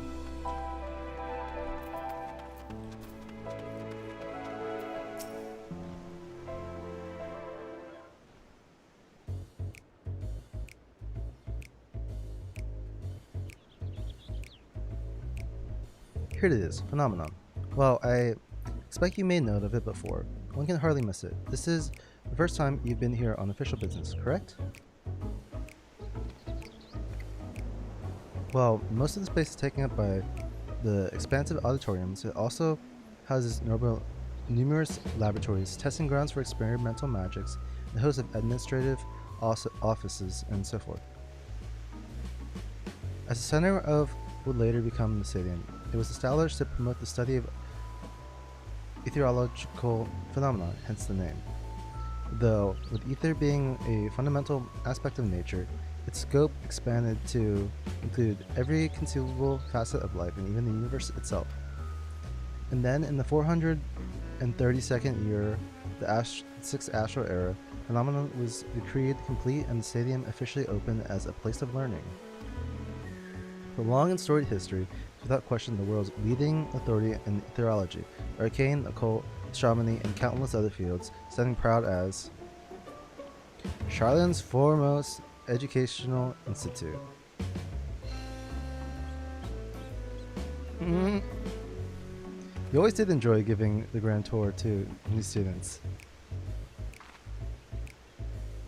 Indeed, I've long since lost track of how many times he has recited that same foppish speech. Such is his undying love for his old stamping ground. He was in top form back then, youngest to enter the stadium, graduated with the highest honors in magical arts and etherology, undisputed champion of the debating chamber. Hold on, you both joined the stadium at the same age, yes? And from where I stand, you're equally prodigious scholars. Nice of you to say, but Alpha actually entered at half a year before me, nor did I do well enough to graduate with honors. And I am certainly not the stadium's most notorious master debater. In all respects, have I ever been in his shadow? Nothing else, just remember that this was where the legend of Alpha Leviar began. We should expect everyone to be fully aware of our recent escapades. Hopefully, we'll be somewhat more welcome here than we were at the last stand. I know better than anyone the adoration the student body has for Alpha Node, and with a bit of luck, it might work to our advantage. Well, there's no time like the present. First things first, let's look for Scholar Montaigne. I don't know how to pronounce that at all. Other facilities tend to frequent their offices, but unfortunately for us, he's fond of wandering wheresoever his whims takes him. Let's split up and ask the students if they've seen him. Good idea.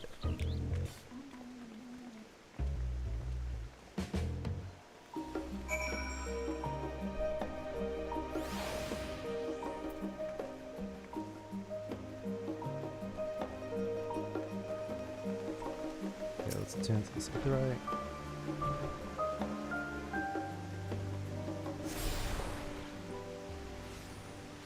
Yeah, tune to all the aetheryte shards, looks like.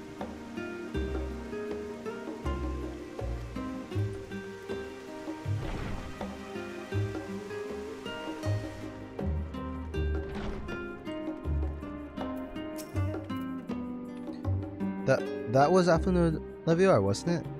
The Alpha Node Leviar? And he's with his sister and Master Odeshian's granddaughter. This can only mean one thing. An event of epoch-shattering proportions is fast approaching. Spread the word.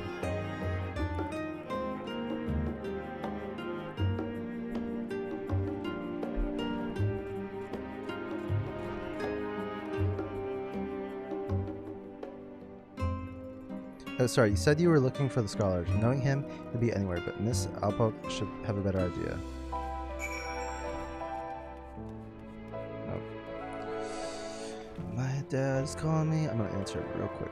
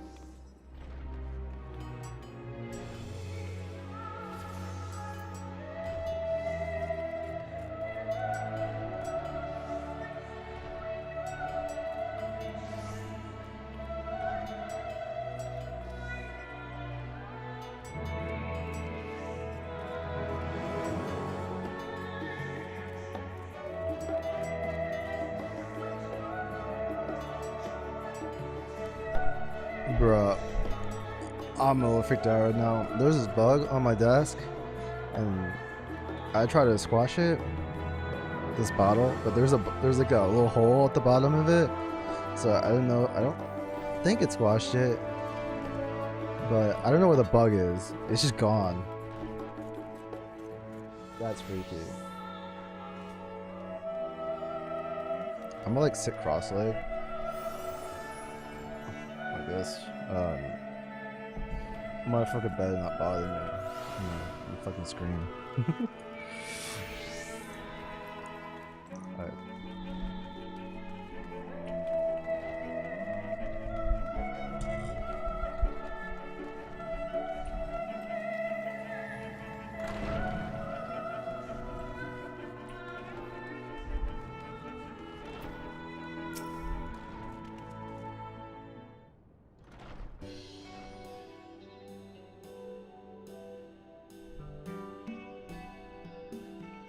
Are you lost? Wander in off the street, perhaps? Wait, don't tell me. You're a trainee gleaner, fresh off the guild ship. I'm right, aren't I? Oh, how silly of me. An orientation's in order. Ahem. Allow me to bid you a warm welcome to Searcher's Meet. Let me start with a question. What's the most important thing you'll find in the stadium? That's right, books. And what's the second most important? Why, that's simple. Everything else. That's what we do here in Searcher's Meet. Whenever the students or tutors find themselves in need of equipment or materials, they come to us. If they don't have it in our stores, we send the gleaners off to find it. Honestly, you wouldn't believe some of the requests we get. I have pasta, this, tongue of giant toad, this. It's enough to make your hair stand on end, which is possibly what some of our students are trying to accomplish, this being a school of magic and all. As our newest gleaner, you'll have your work cut out for you, but I think you'll find it quite rewarding.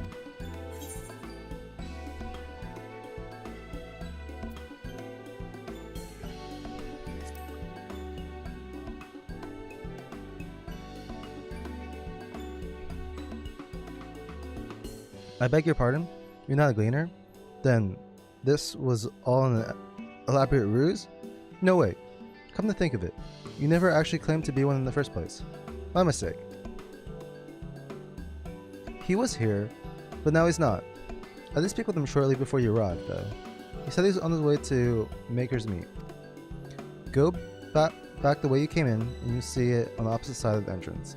It's a laboratory of sorts, home to many rare, expensive, curious, not to mention alarming, frequently accidents. If you lose your way, just follow the blood-current streams.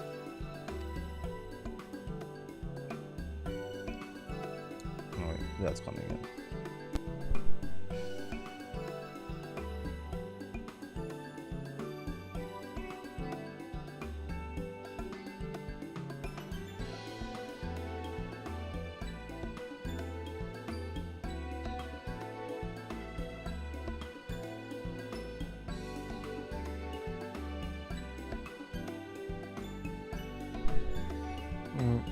Well, my dad keeps calling me, trying to use like Hulu or Amazon. Mom and dad are trying to watch a movie upstairs or something. Don't know how to do it. I think they got it figured out. Alright, back to this. Ha! In the time it's taken me to tell you all this, the scholar has probably already left. Best of luck finding him. I have a feeling you'll need it.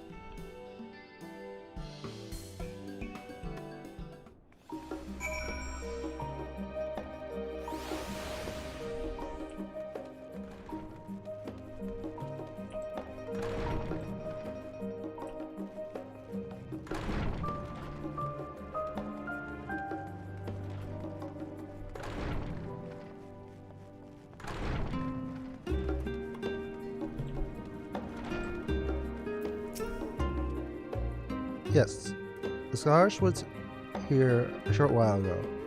He offered me advice on my current research project. Though we spoke at length, I don't recall him mentioning where he was planning to go next. When we parted ways, he went down the corridor, perhaps to one of the auditoriums.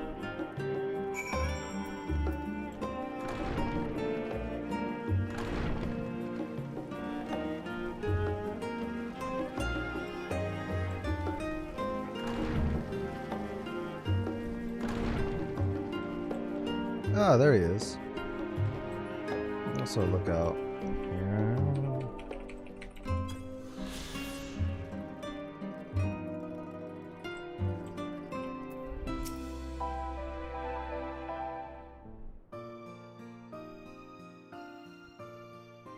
Ah, I remember you. He looks like a friendly guy, though.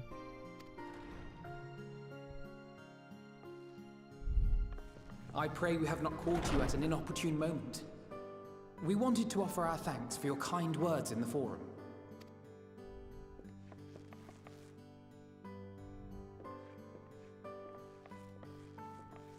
Well, I could hardly let that inquisition go unchallenged. I've always believed that curiosity should be nurtured, not stifled. Thankfully, a majority of my colleagues agreed. A slender majority, aye, but a majority nonetheless. Had the vote not gone our way, we would be having a very different conversation, if any at all. Though I'd like to think you would have not given up on our cause. I'm told you paid a visit to the annex afterwards. Yes, that's right. I was hoping to speak with the grandchildren of my dearly departed friends Galuf and Louisoix in a less dour setting. But it seems I just missed you.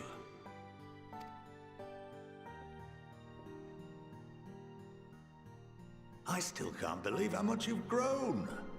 If only your grandsires could have seen the way you presented yourselves to the Forum. Why, it fair brought a tear to my own eye.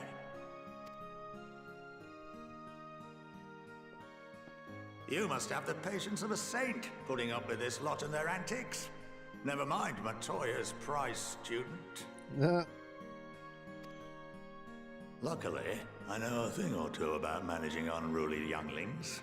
If you ever need advice, don't hesitate to ask.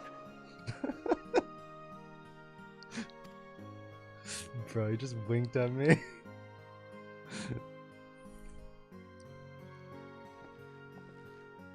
If I may, there is a rather more pressing matter we wish to discuss.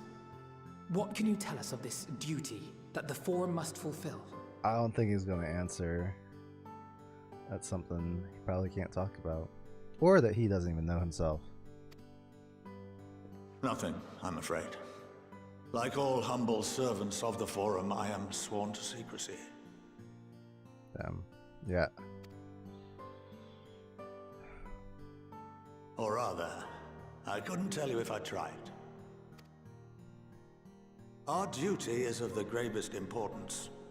Furthermore, if the particulars were made public, it would incite widespread panic. As such, those entrusted with this duty have been bound by an enchantment, which prevents us from speaking of such matters without the express permission of the Forum. How is that even possible? It's been some time since I last gave a lecture. Please, take a seat. Huh.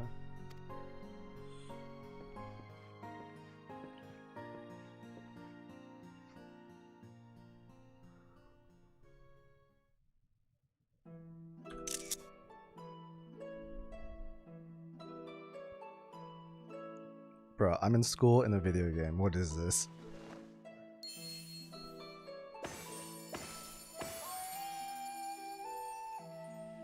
Bruh.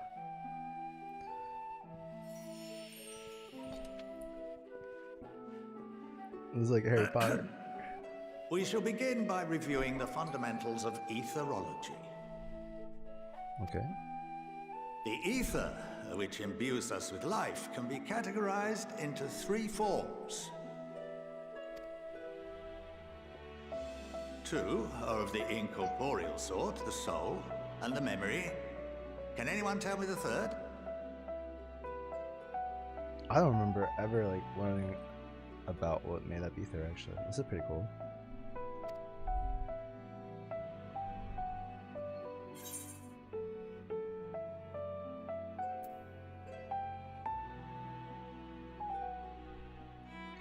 Corporal ether?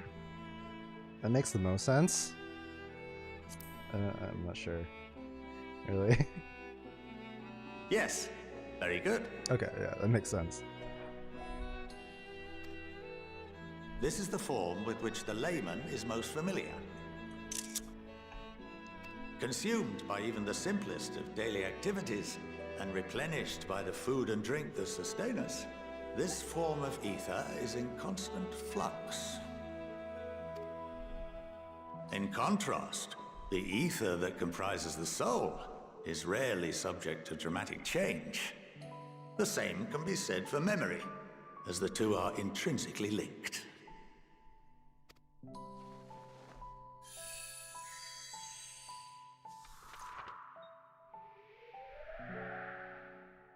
Picture the soul as paper, and memories as words written upon it.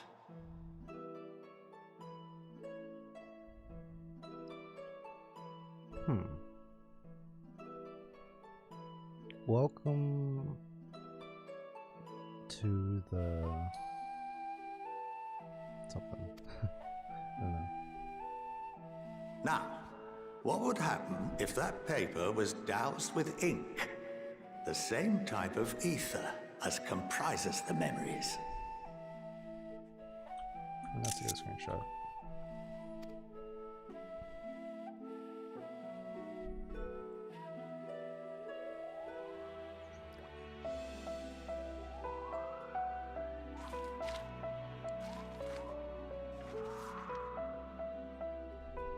It would blot out everything that was written. Precisely. We would be unable to recall the memories, and any activities that depend upon them would be hindered as well. In fact, this exact phenomenon was observed on a vast scale not so long ago. And what might that have been?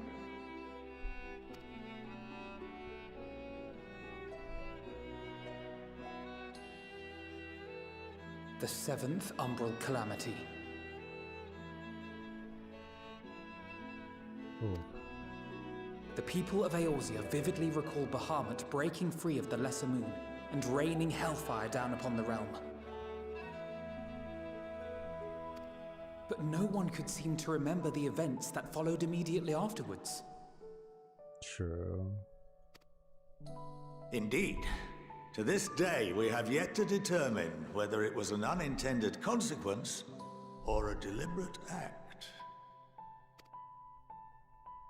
The enchantment which binds me and the rest of the Forum is based on a similar principle. And yes, it is a contravention of the Sharlayan prohibition against the practice of memory manipulation.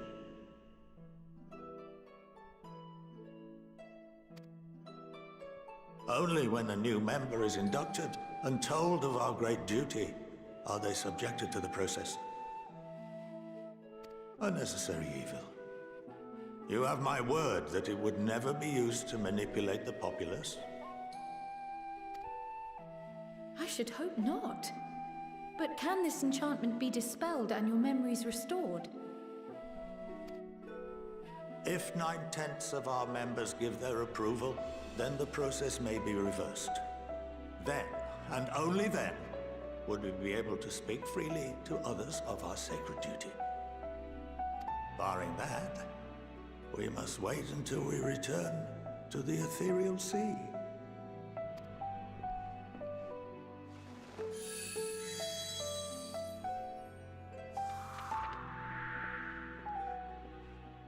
For there we will be purified, the blots upon our souls washed clean.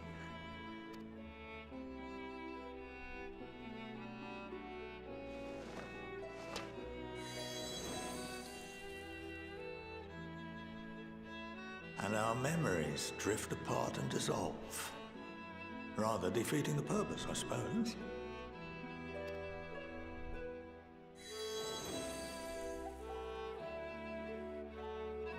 But there are those memories that are indelibly etched upon our souls, some believe. What happens after that? We are reduced to pure ether, coalesce with that of others, and create souls anew. Alternative schools of thought assert souls remain whole and return to the corporeal world, reborn into another form. Both theories have their proponents. Personally, I consider each equally probable.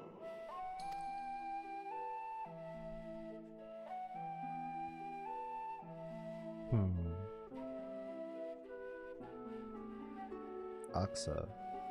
Well, I think that's enough education for today, now that I've given you some food for thought. Or rather, an entire banquet.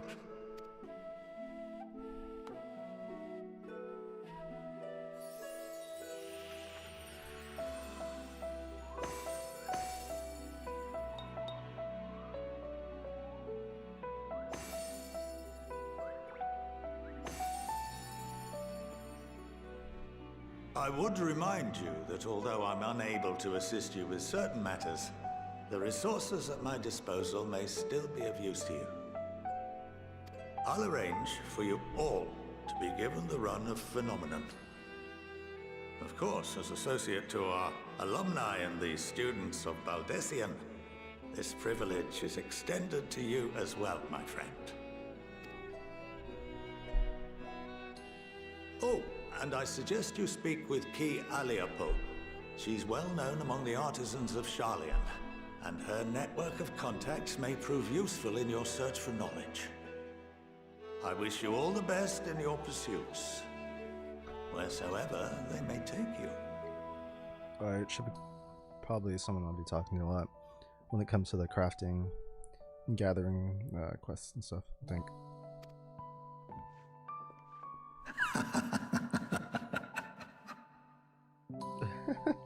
Mischievous man.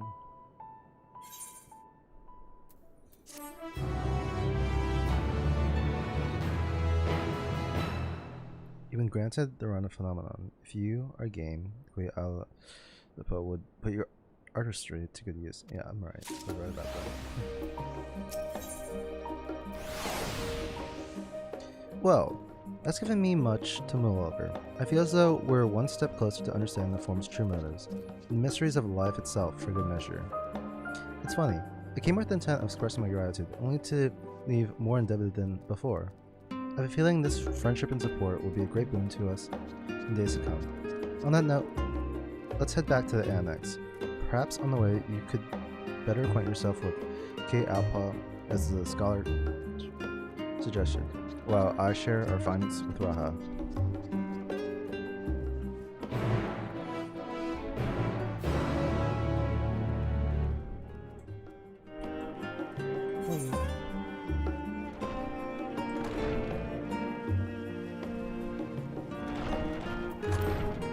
Okay, I probably need to be a crafter.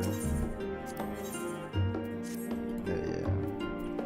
Alright, we'll just put mine. Wait.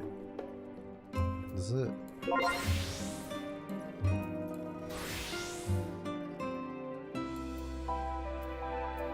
Oh, it makes a noise when it becomes available. It's you. You're the one, the scholar we're talking about. Matea, yes? Brilliant. Just the woman I was hoping to see. As I'm sure you're aware, the stadium is the most prestigious educational institution in all of Sharlayan. As such, we make it the point of only working with the best educators and students. The gleaners we employ are also held to the same high standards, of course, which is perhaps why it's been so difficult to find the assistance we need of late. Surely you understand the trouble of finding competent and capable help. Ahem. That you are come here suggests you're willing to lend a hand. Nope.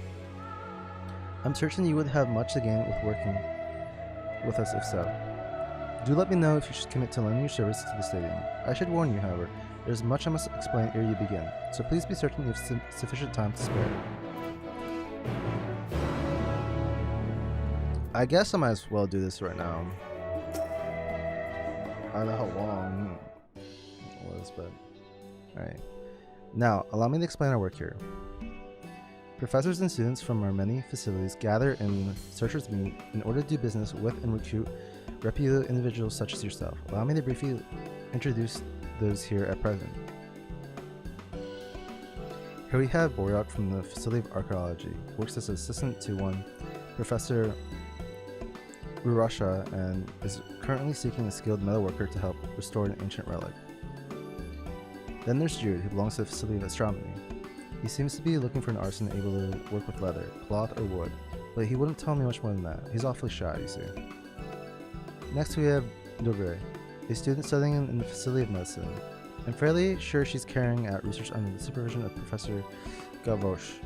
In any case, I hear she's looking after someone who knows a thing or two about medicine and nutrition.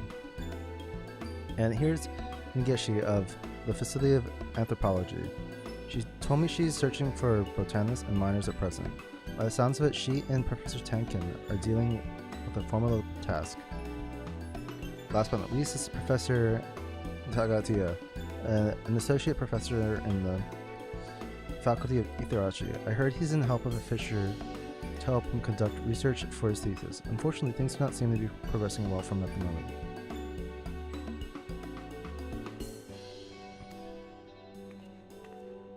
I'd say 5 of those are the ones most in need of supplementary aid. I'll leave it to your discretion to which you choose to help. Although be forewarned, academics can be something of an odd bunch. Just be sure not to leave anyone in the lurch after you agree to help them.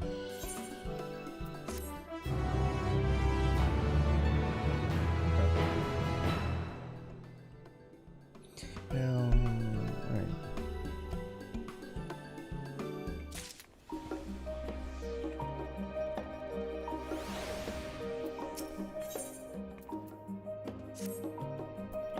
I'll take these on later. I just want to go through the MSQ. I just wanted to unlock that and everything. No, I guess we go back to before the Validation Annex.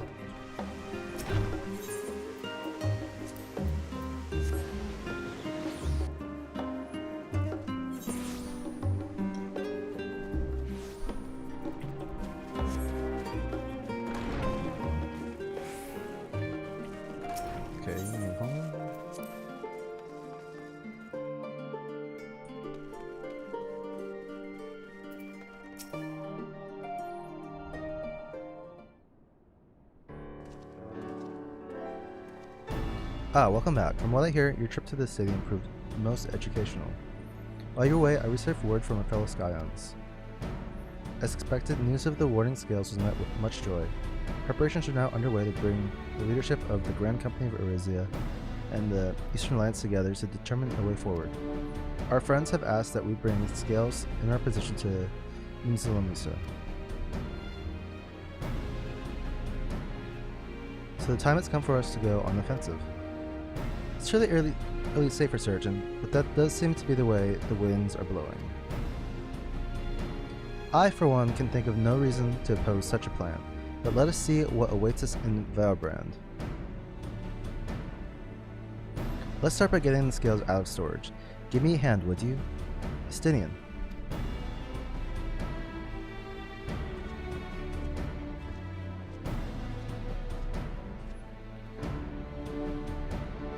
All's good, it's all guy, right?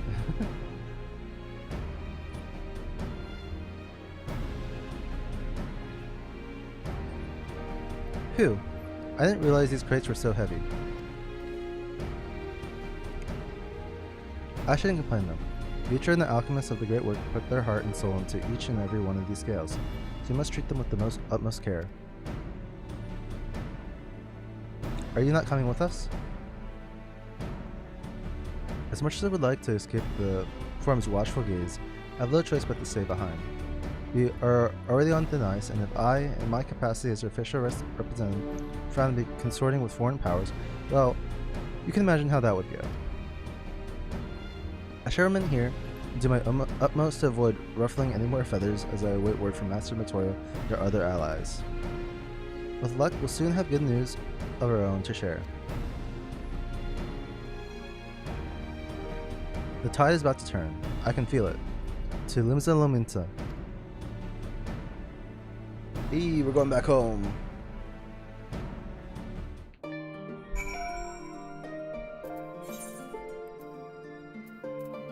Ooh, I've been in the command room in a long time.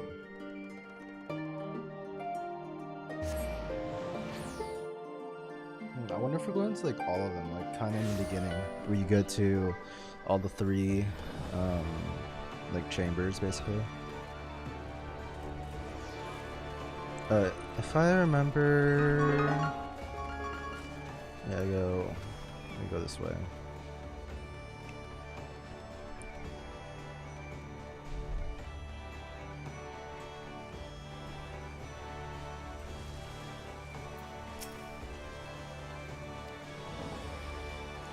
Oh, so it's the most powerful woman in the world in one room.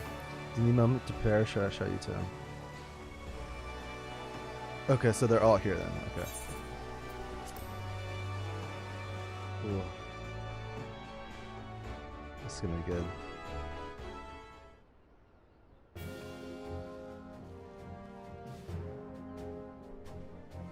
Oh, it's not nice. My apologies for calling you away from Charlene at such short notice.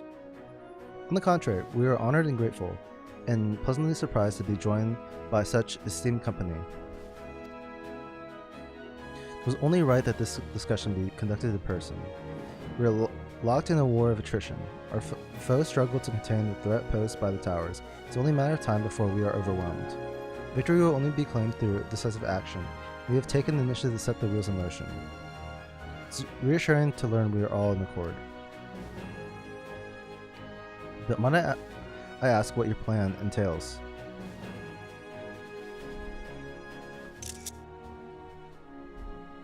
It hinges entirely on the awarding scales and their ability to utilize their potential to the fullest. During your time in Charlene, the allied nations have been engaged on separate fronts, with no end in sight. To make matters worse, a surge of abductions of kobolds, Sagan, Exile, and Anada have given rise to an increasing number of primals as well. But your triumph and Razat Han have given us cause to hope once more. The time has come to free ourselves from this menace, and it is you, the Scions of the Seventh Dawn, who have shown us the way. While the bulk of our forces will continue to hold the Telephoroi at bay, we will dispatch our finest to strike at the enemy's heart, Garlemund. These brave few will be the Isambard Continued. I think such progress has been made in such a short span. No, so we're attacking straight at the heart of the Imperials. I wondered when we'd go over there. Its objectives are twofold. The first is to provide aid to the people of Garlemund. As previously reported, countless Imperial soldiers and civilians have been tempered. Robbed of their free will, they serve the Telefroi's every whim without question. They too are victims. It is our duty to deliver them from the suffering, not for strategic or political gain, but because this is the right thing to do. Well said. I do not ask that we set aside the decades of conflict and conquest that we simply chose to forgive and forget.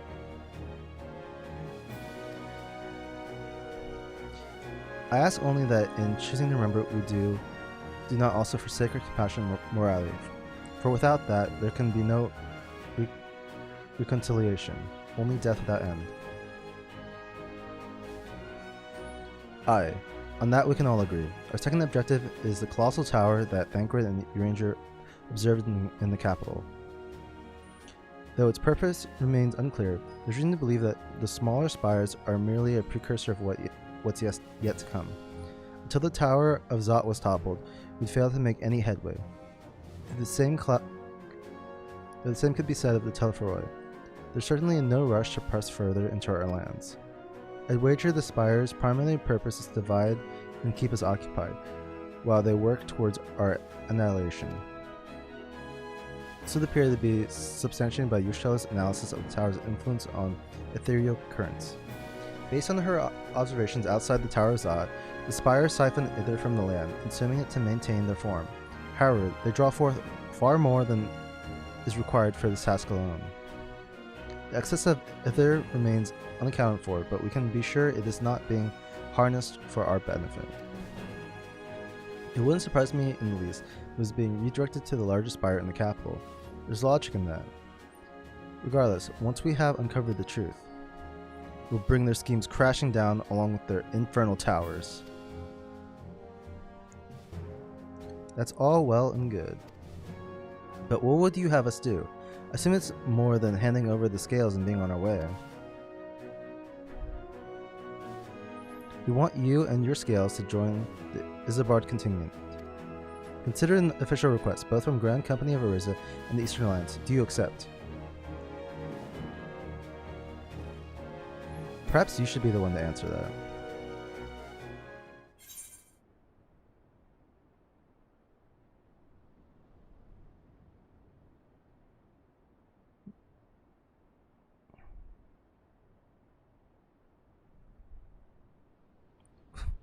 Oh, you got real quiet. What do I choose? Let's see. For honor and glory! For the people of Garlemald! For revenge against the Telephoroi! I think the first one sounds good, so I'm just gonna go with that.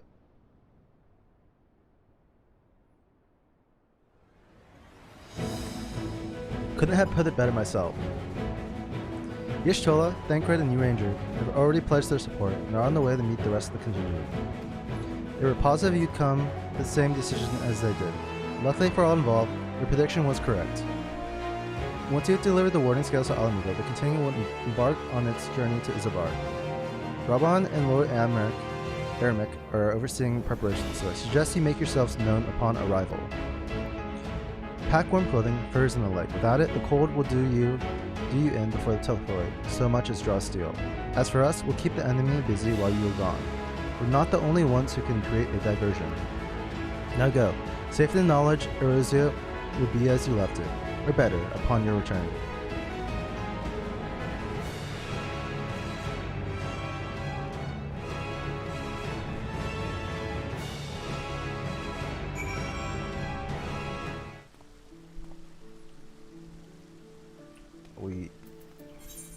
So, okay, I see it here. Here's Isambard. Okay. Yeah, so we do get to go to Garlemald. Yeah. Wait, that means we have a.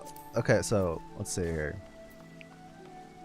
Terms of new zones.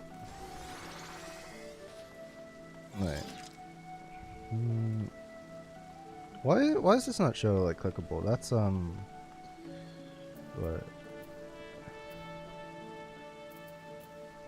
Yeah, there's Thavnair. I guess Thavnair is like near there too. As part of Isambard. Where's Charlene on here then? Okay, so yeah, we have Charlene, we know it's empty over here. We have Isambard and Thavnair. Wait. It has the same okay. I guess I just didn't put it here. Cause that's definitely Raza Han over here. That's Thavnair. Okay, so Isambard, Thavnair, Charlene, and I guess we're also gonna be going to the moon. Yeah. And quite a bit of content. Nice.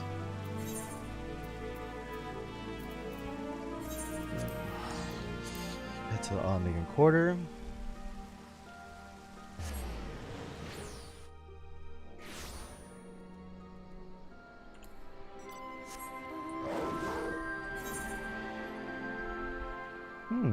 Yeah. It's nice flying. I haven't flown in a while.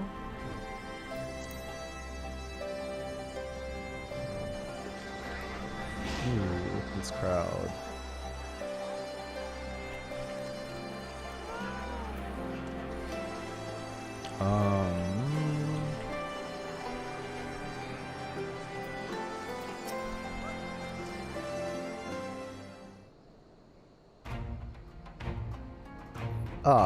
Wanderers return. You've been busy, bringing down the tower and producing the keys to destroying the rest of them. You should be proud. Those wandering scales of yours are what's made this whole venture possible. Will you and Lord Eremic be leading the contingent? Regrettably, no. Our role is to organize the various delegations into a cohesive unit. Once we have seen you all off, it's back to our respective posts. We dare not neglect the duties for too long, lest our defensive efforts fall into disarray. And just between us, there was a fair amount of opposition to the formation of the Isambard contingent. The very suggestion that we send out some of our finest troops behind enemy lines to render aid onto the Garlands have made me rather unpopular in certain quarters. Can't please them all. Sadly not, though I do my best. Truth be told, I'd rather be at your side, charging into the fray. Alas, I've battles of my own to fight, where words may serve me better than any blade. I hate to say it, but Lord Eremic's struggles mirror my own. For the time being, the best we can offer you is peace of mind from knowing Eorzea is in safe hands. As you fight the good fight in Isambard, I and the other commanders will do what we can to convince the naysayers that our cause is just. Thank you, both of you. We meet again. Oh wow. Yes. Much has occurred since we parted ways in Relict. From what I gathered, the protective talismans you obtained led to the formation of this explanatory force. My contribution on this occasion is but a minor one. That being the information I have shared with Maxima for the sake of the people of Garlemald. May the fates be on your side. So you're not coming with us. Strange. I thought you'd have a stake in this. I do. Telfer I have laid waste on my homeland and enslaved my people. But through every mote of my being cries for vengeance, I cannot be the one to deliver it. My presence alone would place the entire mission in jeopardy. I stand accused of murdering Emperor Virus and plunging Garlemald into chaos. Were I to travel the Isambard contingent, would give my countrymen ample cause to question our motives. Conversely, those who believe me innocent may instead celebrate the return of a former legatus and attempt to raise me to a position of leadership, further destabilizing the region and complicating continued submission. Whether I'm Brennan the villain or hailed as a hero, it will only hinder your efforts.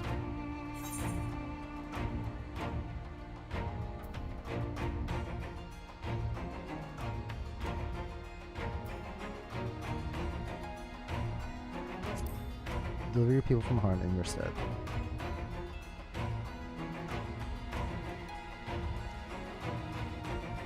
For what it's worth, you have my gratitude. You and your comrades have the strength and courage to deliver my countrymen. I am certain of it. In light of Gaea's rather unique circumstance, I instead will assume the role of your guide. Though I may have defected for political reasons, my love of Garlemald endures. I would stop at nothing to protect her and her people. Well said. Might I ask you to escort our friends inside?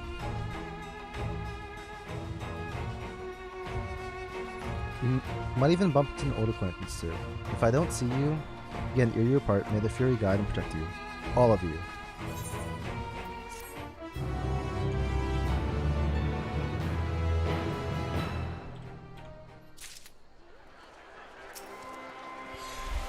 Once we seem to continue onward, I will return to my duties here in Alamigo.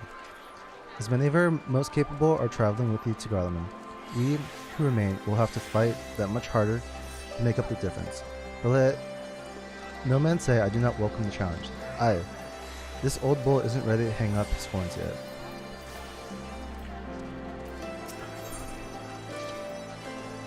Ooh.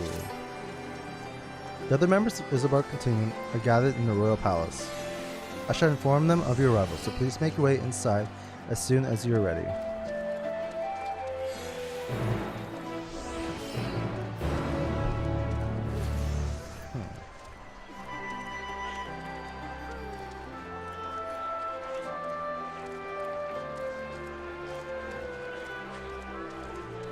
Well, I think there's...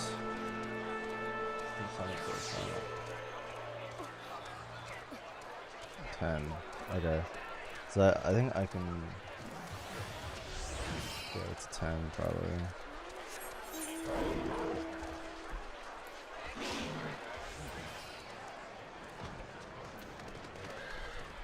I might take myself off. We'll see here in a minute. Okay, where's the quest giver? I can't see shit.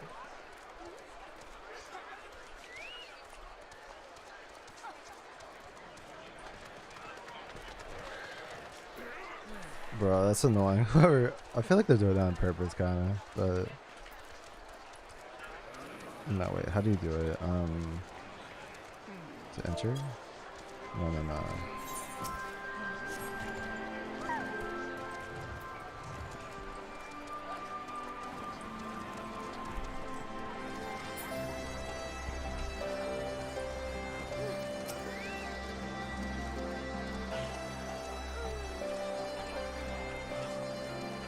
Oh, no. Okay, I was just blind. The remaining members of the Skylands, your friends and most of the Isambard continue await you within. You like me to see you through. Yeah. Man, there's so many people. Crazy.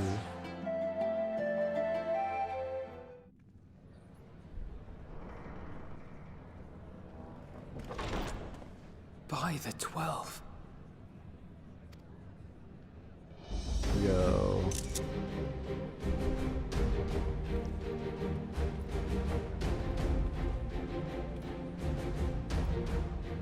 Glad you could join us. I hope you don't mind, but we went ahead and started without you. As you can imagine, our traveling companions were eager to become acquainted. 'Tis a rare thing indeed to see such a diverse and talented group of individuals assembled for a single purpose. We fight not only for the sake of Eorzea, but for the entire world, including the people of Garlemald. Much rides on the efforts of the Ilsabard contingent. Indeed, which is why I am glad to find myself in the company of many trusted comrades, yourselves included. Oh, wow. Lucia! Haven't seen you in a I've while. come at the behest of Lord Emmerich, who has honored me with the role of Ishgard's representative. And for the good of all nations, not least my former homeland, I am determined to see this mission through to its end. We have a hard road ahead of us, but walk it we shall, together.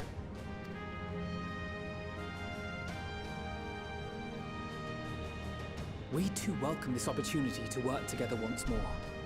I have faith that, if there is a way to resolve this conflict, we will find it. Allow me to introduce you to the rest of our company.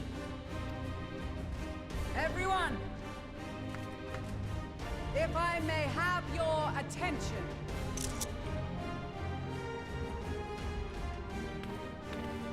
Yo. This is pretty epic.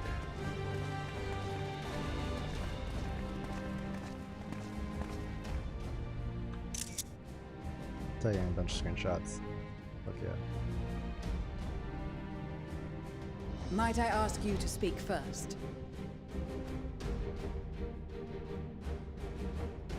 One of the If seats I must. I am Arun Senna, spokesman for the Gridanian delegation, here on behalf of my esteemed sister, the Elder Seedseer. We shall provide support and protection to those in need during our time in Garlemald.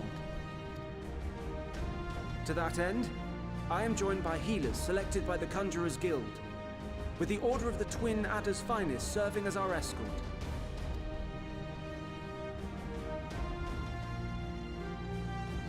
Of course, with an experienced white mage such as yourself accompanying us as well, those requiring more involved treatment will be in safe hands. Raya O sends her regards, by the way. Wow, they acknowledged me as being a white mage. That's pretty cool. Because I have my white mage at 80. I wonder if they're gonna do it with like all the different joiners and stuff. That's cool. Suppose I'd better say my piece.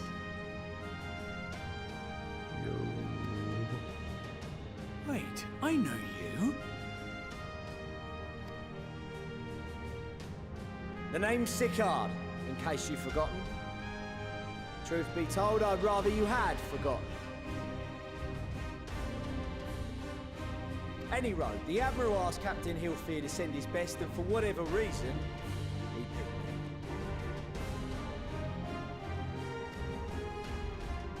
Of course, if I'd refused, I'd be the laughing stock of the bloody executioners, and my reputation's taken enough of a keyhauling as it is. But more importantly, like any pirate worth his salt, I know when you're staring down a storm, you gotta trust in the commander of your ship.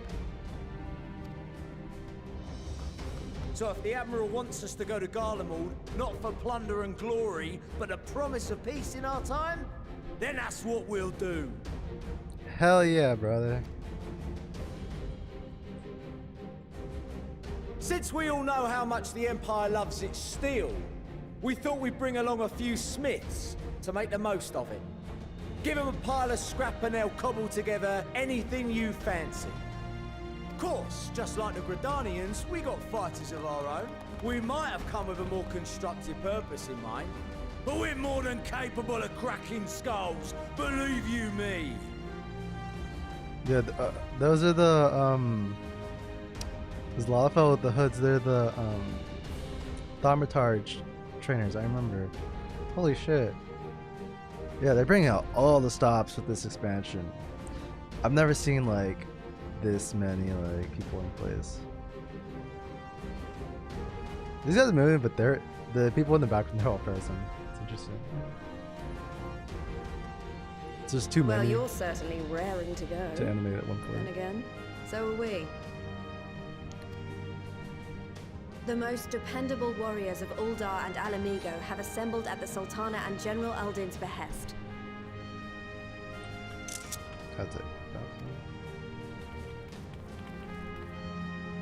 If Garlemald has truly fallen, then the whole place is likely to be crawling with Telophoroi.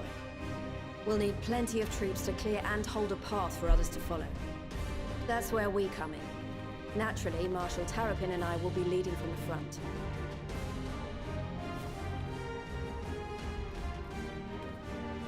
It's been some time since I last saw you in your element on the battlefield.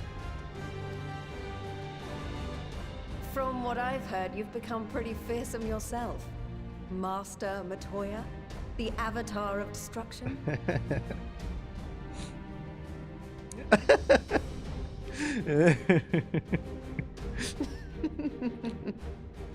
With comrades like these, I know we'll succeed, no matter what awaits us.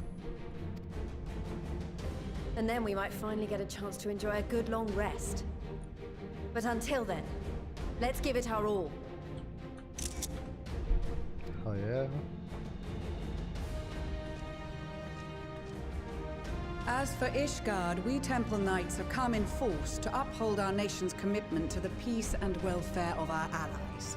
The bitter cold of Garlemald is a formidable enemy in of itself.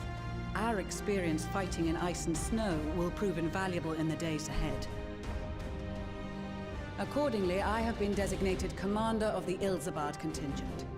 I will do all in my power to provide you with the leadership and guidance you require. The four high houses, House Hylinart foremost among them, have arranged for a host of machinists to join us on our mission. Their knowledge of Imperial Magitech is sure to be a great boon. They will address any problems of a technical nature, together with the smiths of Limpsa Lomitsa. There is another awaiting introduction. Oh. Lord Emanolain! Wow. Ah, yes. Emanolain de Forton, at your service. Though, lest there be any misunderstanding, I should stress that I've not become a fearsome warrior while you were away. Rather, far from it, actually. My brother, in his infinite wisdom, decided this would be an excellent chance to make something of myself.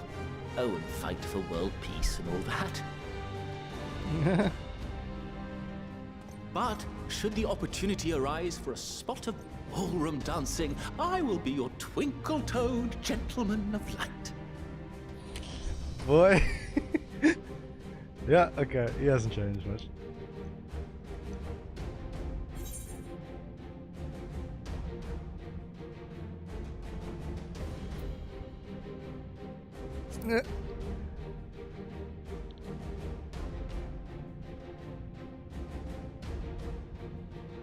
Huzzah! I cannot wait to regale Honoroa with my tales of daring do. This man. I believe that concludes introductions for the Grand Company of Eorzea. Our allies from the Eastern Alliance were due to arrive some time ago, but it would appear they have been delayed. Would that be the Shinobi of Doma? Actually, they've been tasked with relaying messages back and forth between the various Eastern nations. According to Lord Hien, however, an equally capable company of warriors has been sent in their stead. Out of my way, you preening fool! Ah.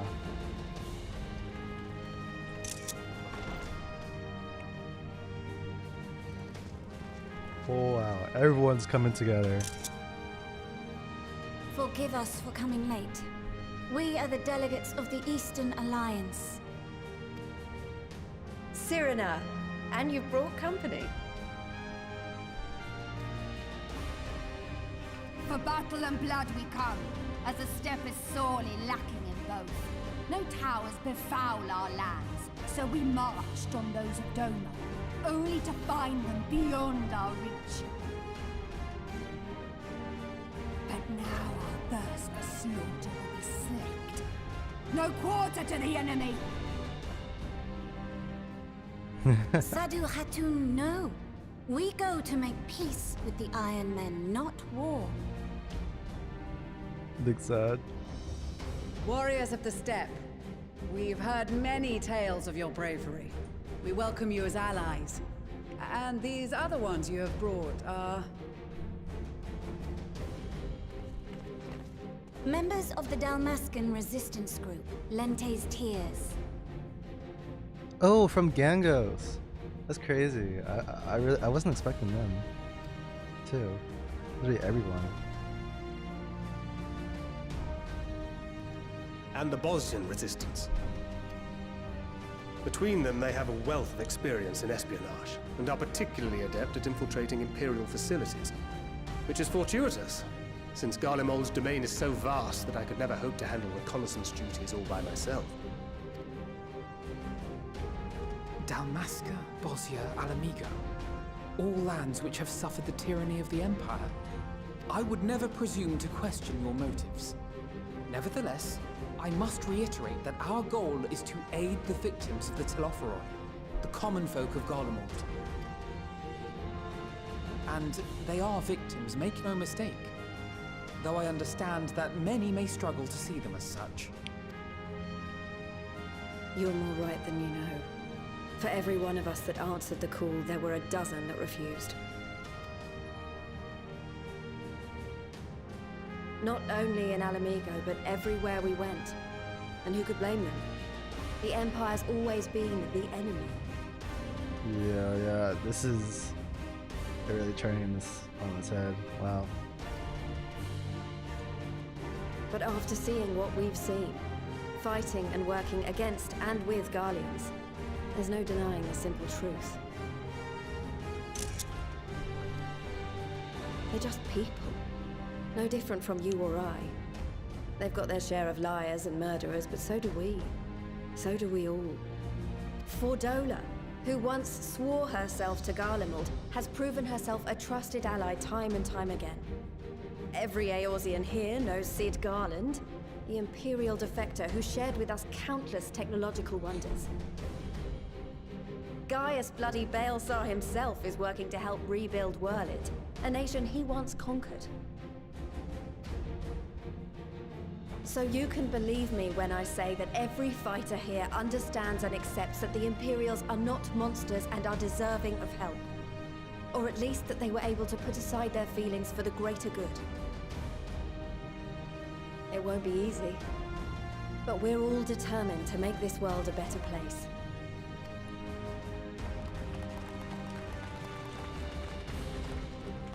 What lingering concerns I may have had were clearly unwarranted. I agree with everything you said wholeheartedly.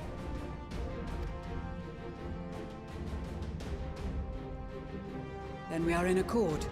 Now, let us review our strategy. To reach the Garlean capital in northern Ilsabard, we must cross the central mountain range. Fortunately, Garlond Ironworks can provide aerial transport, sparing us this most treacherous part of our journey. However, attempting to fly any closer to Garlemald would attract the attention of the Telophoroi. As they appear to have seized control of the majority of the Imperial military, we must assume that includes its fleet. In addition, Garlemald possesses devices that can interfere with airship navigational systems, further discouraging an airborne approach. Sure, yeah. There's a lot of that in Boja. Given the circumstances, the closest we dare deploy our contingent is an area between the range and the capital, the Magna Glaciers. From there, we must travel the rest of the way on foot. We will also need to bring the airships with us to ensure we can withdraw with haste. Although much of the terrain will be blanketed in snow, we should be able to make use of local roads and shipping facilities. The vast ice field will afford us an unobstructed view of the surrounding area. On the other hand, it will also allow others to easily spot us. So, it is imperative that we only make camp in positions where we can easily defend ourselves. And the airships, which must be kept safe at all costs. We cannot account for every possibility, so we must be prepared to think on our feet. We will be tested. Sorely tested, I expect. But for our homes and for our people, and a people not our own but in need, we will succeed. Spare no effort in your preparations. Once we depart, there is no turning back. This is it, boys.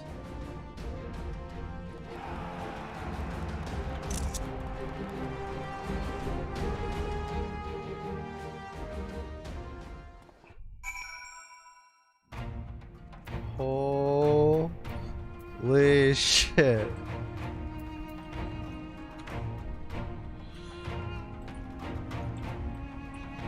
They're all staring at me too. Oh.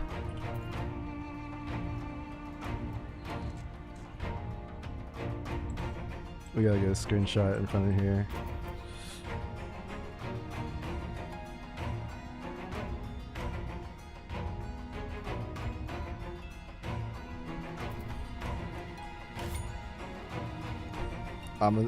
I gotta do the what was it, battle pose?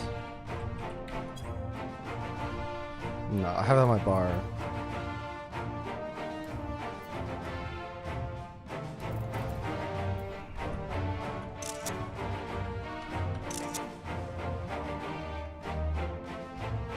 Alright, I'm gonna do it again.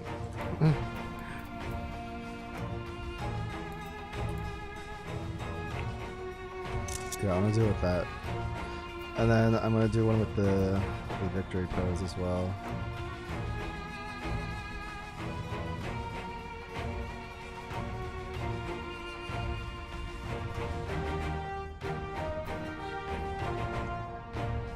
Yeah.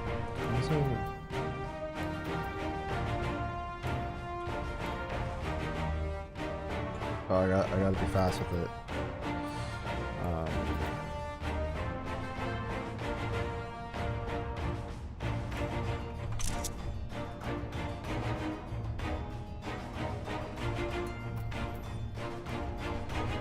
Holy shit.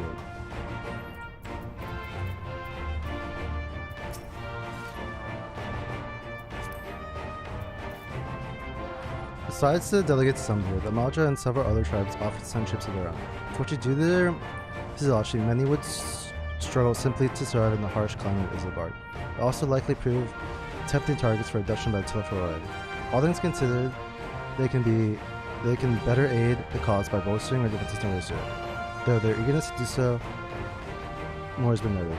We few shall have to suffice. If we embark, we must distribute the warding scales for Cohen. Care to do the honors?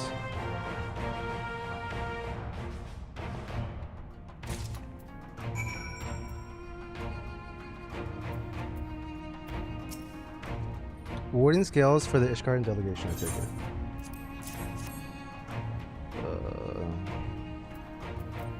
Many thanks. These talismans may prove to the deciding factor in battles to come. I find myself conflicted by this right to Garland, sent by the Empire to infiltrate Ishgard, only to throw my lot with those whose secrets I was supposed to be stealing. And now I lead the mission to save the countrymen I betrayed. But that is doubtless why I was chosen by Lord Aramnic, who would have me put my extended knowledge and former ties to good use. I will not disappoint him. For the future of Ishgard, Garlemald, and the world at large, I will lead us into victory. That's a set of warden scales I spot. Not that I would know what they look like. Here we go. Wow, look at these. Even a layman like me can tell they're bursting with ether. All the better to fend off the tempering waves. Is that the right term? Anyway, these will give one less thing to worry about, which just leaves the other mountain of whatever else is waiting for us in Garlemald. No one way they found out, eh? And nervous or not, I'd march through all 7 hells if it gave me a chance to put Xenos back in the grave where he belongs.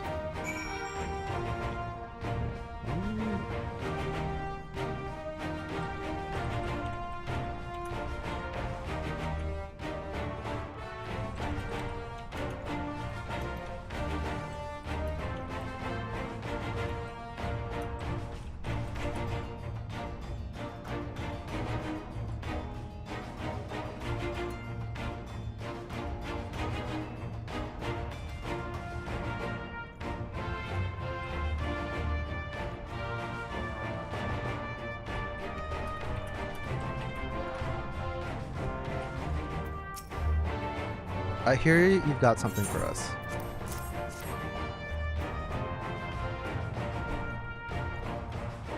Ah, the scales everyone's been talking about. Pretty little things, ain't they? Reckon they'll be worth a gill or two when this is all over, but we'll hold on to them for now. One more thing, I know that you're all thinking, why didn't they send Esner instead? Buggered if I know. All the Admiral and Captain Hilfer told me that they need someone's help. Safeguard the future, and here I am.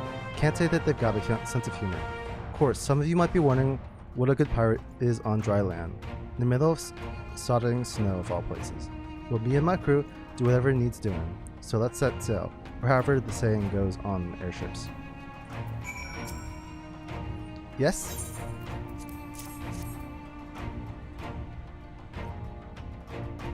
So these are the famed warning scales, enough for me and my men, I see. I myself am especially grateful for this opportunity to visit distant lands.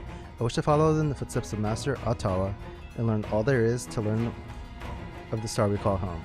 Indeed, that is the primary reason I volunteered to join the expedition. The journey outside the 12s would, much less enter into Imperial territory, is a rare privilege afforded a Pajel. Not that I'm tagging along to see the sights. The Garlands would benefit from my healing magics, as would our comrades, should fighting break out. We heard it would be cold in Garland, so we came prepared. You know. Crazy, everything. Oh, the talismans. We are to keep these close at all times, yes? I will see that no one misplaces theirs. And before I forget, I have a message from Hanging. In distant lands, in times of strife, together stand, together fight. In darkness shines the light of fire. I hope I have done his word justice. Doma, like much of Othard, has been plagued by the towers, yet while he could not be here, he wishes to express his shared conviction. Han and Igor labor without rest to unite the people, and with their aid, we will keep the enemy at bay.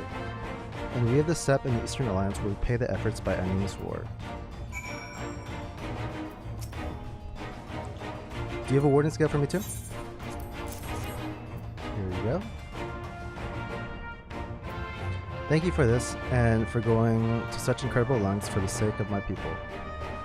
Though I have little to offer in return, I would impart some advice if I may. You have been told by many to wear the cold of Isvard, and I cannot stress enough that this is no token warning. I will be distributing specially made warming tinctures, courtesy of the Alchemist Guild, but understand that there are no substitute for proper protection. I leave the provisioning of said protection to your discretion. Now let's proceed to the Almine Quarter. While you make your final preparations, I will have the pilots ready the airships. Oi.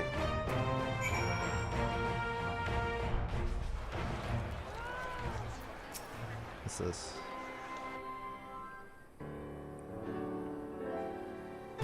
This is the last chance to make ready before we set forth. You needn't worry about ranger night. We still have what we wore in Garlemald before. The Scythian claims to be quite warm and toasty beneath his armor, and since he spent a fair bit of time up north recently as well, I have no reason to doubt his words. Most of the others would be borrowing Grand Company stock. The rest of you could do likewise. I suppose, provided you're not overly concerned with style. Not to put too fine a point on it, but I wouldn't seem dead in one of those ridiculous overcoats. If only I had time to find something to my liking. Hark! Is that the city of Scions in need of a tailor, I hear?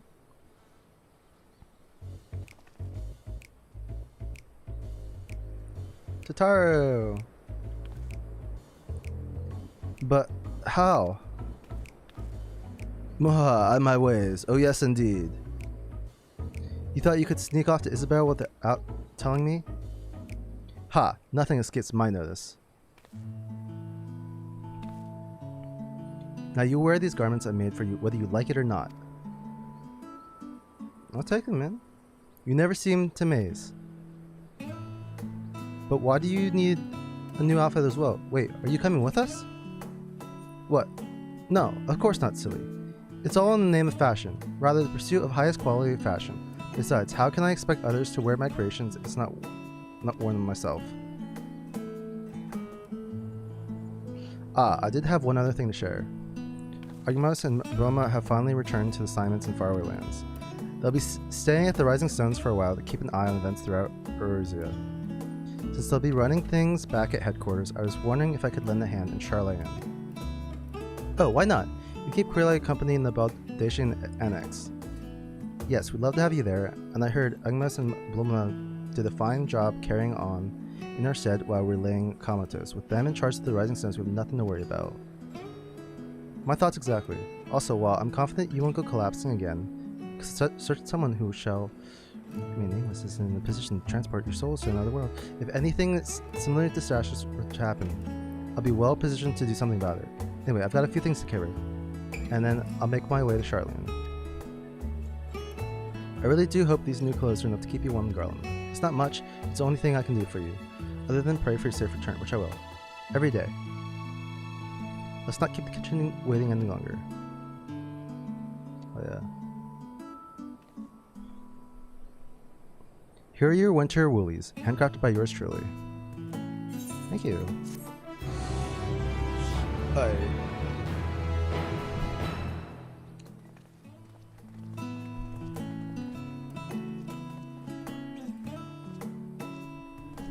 That, I think, yeah, wait a minute.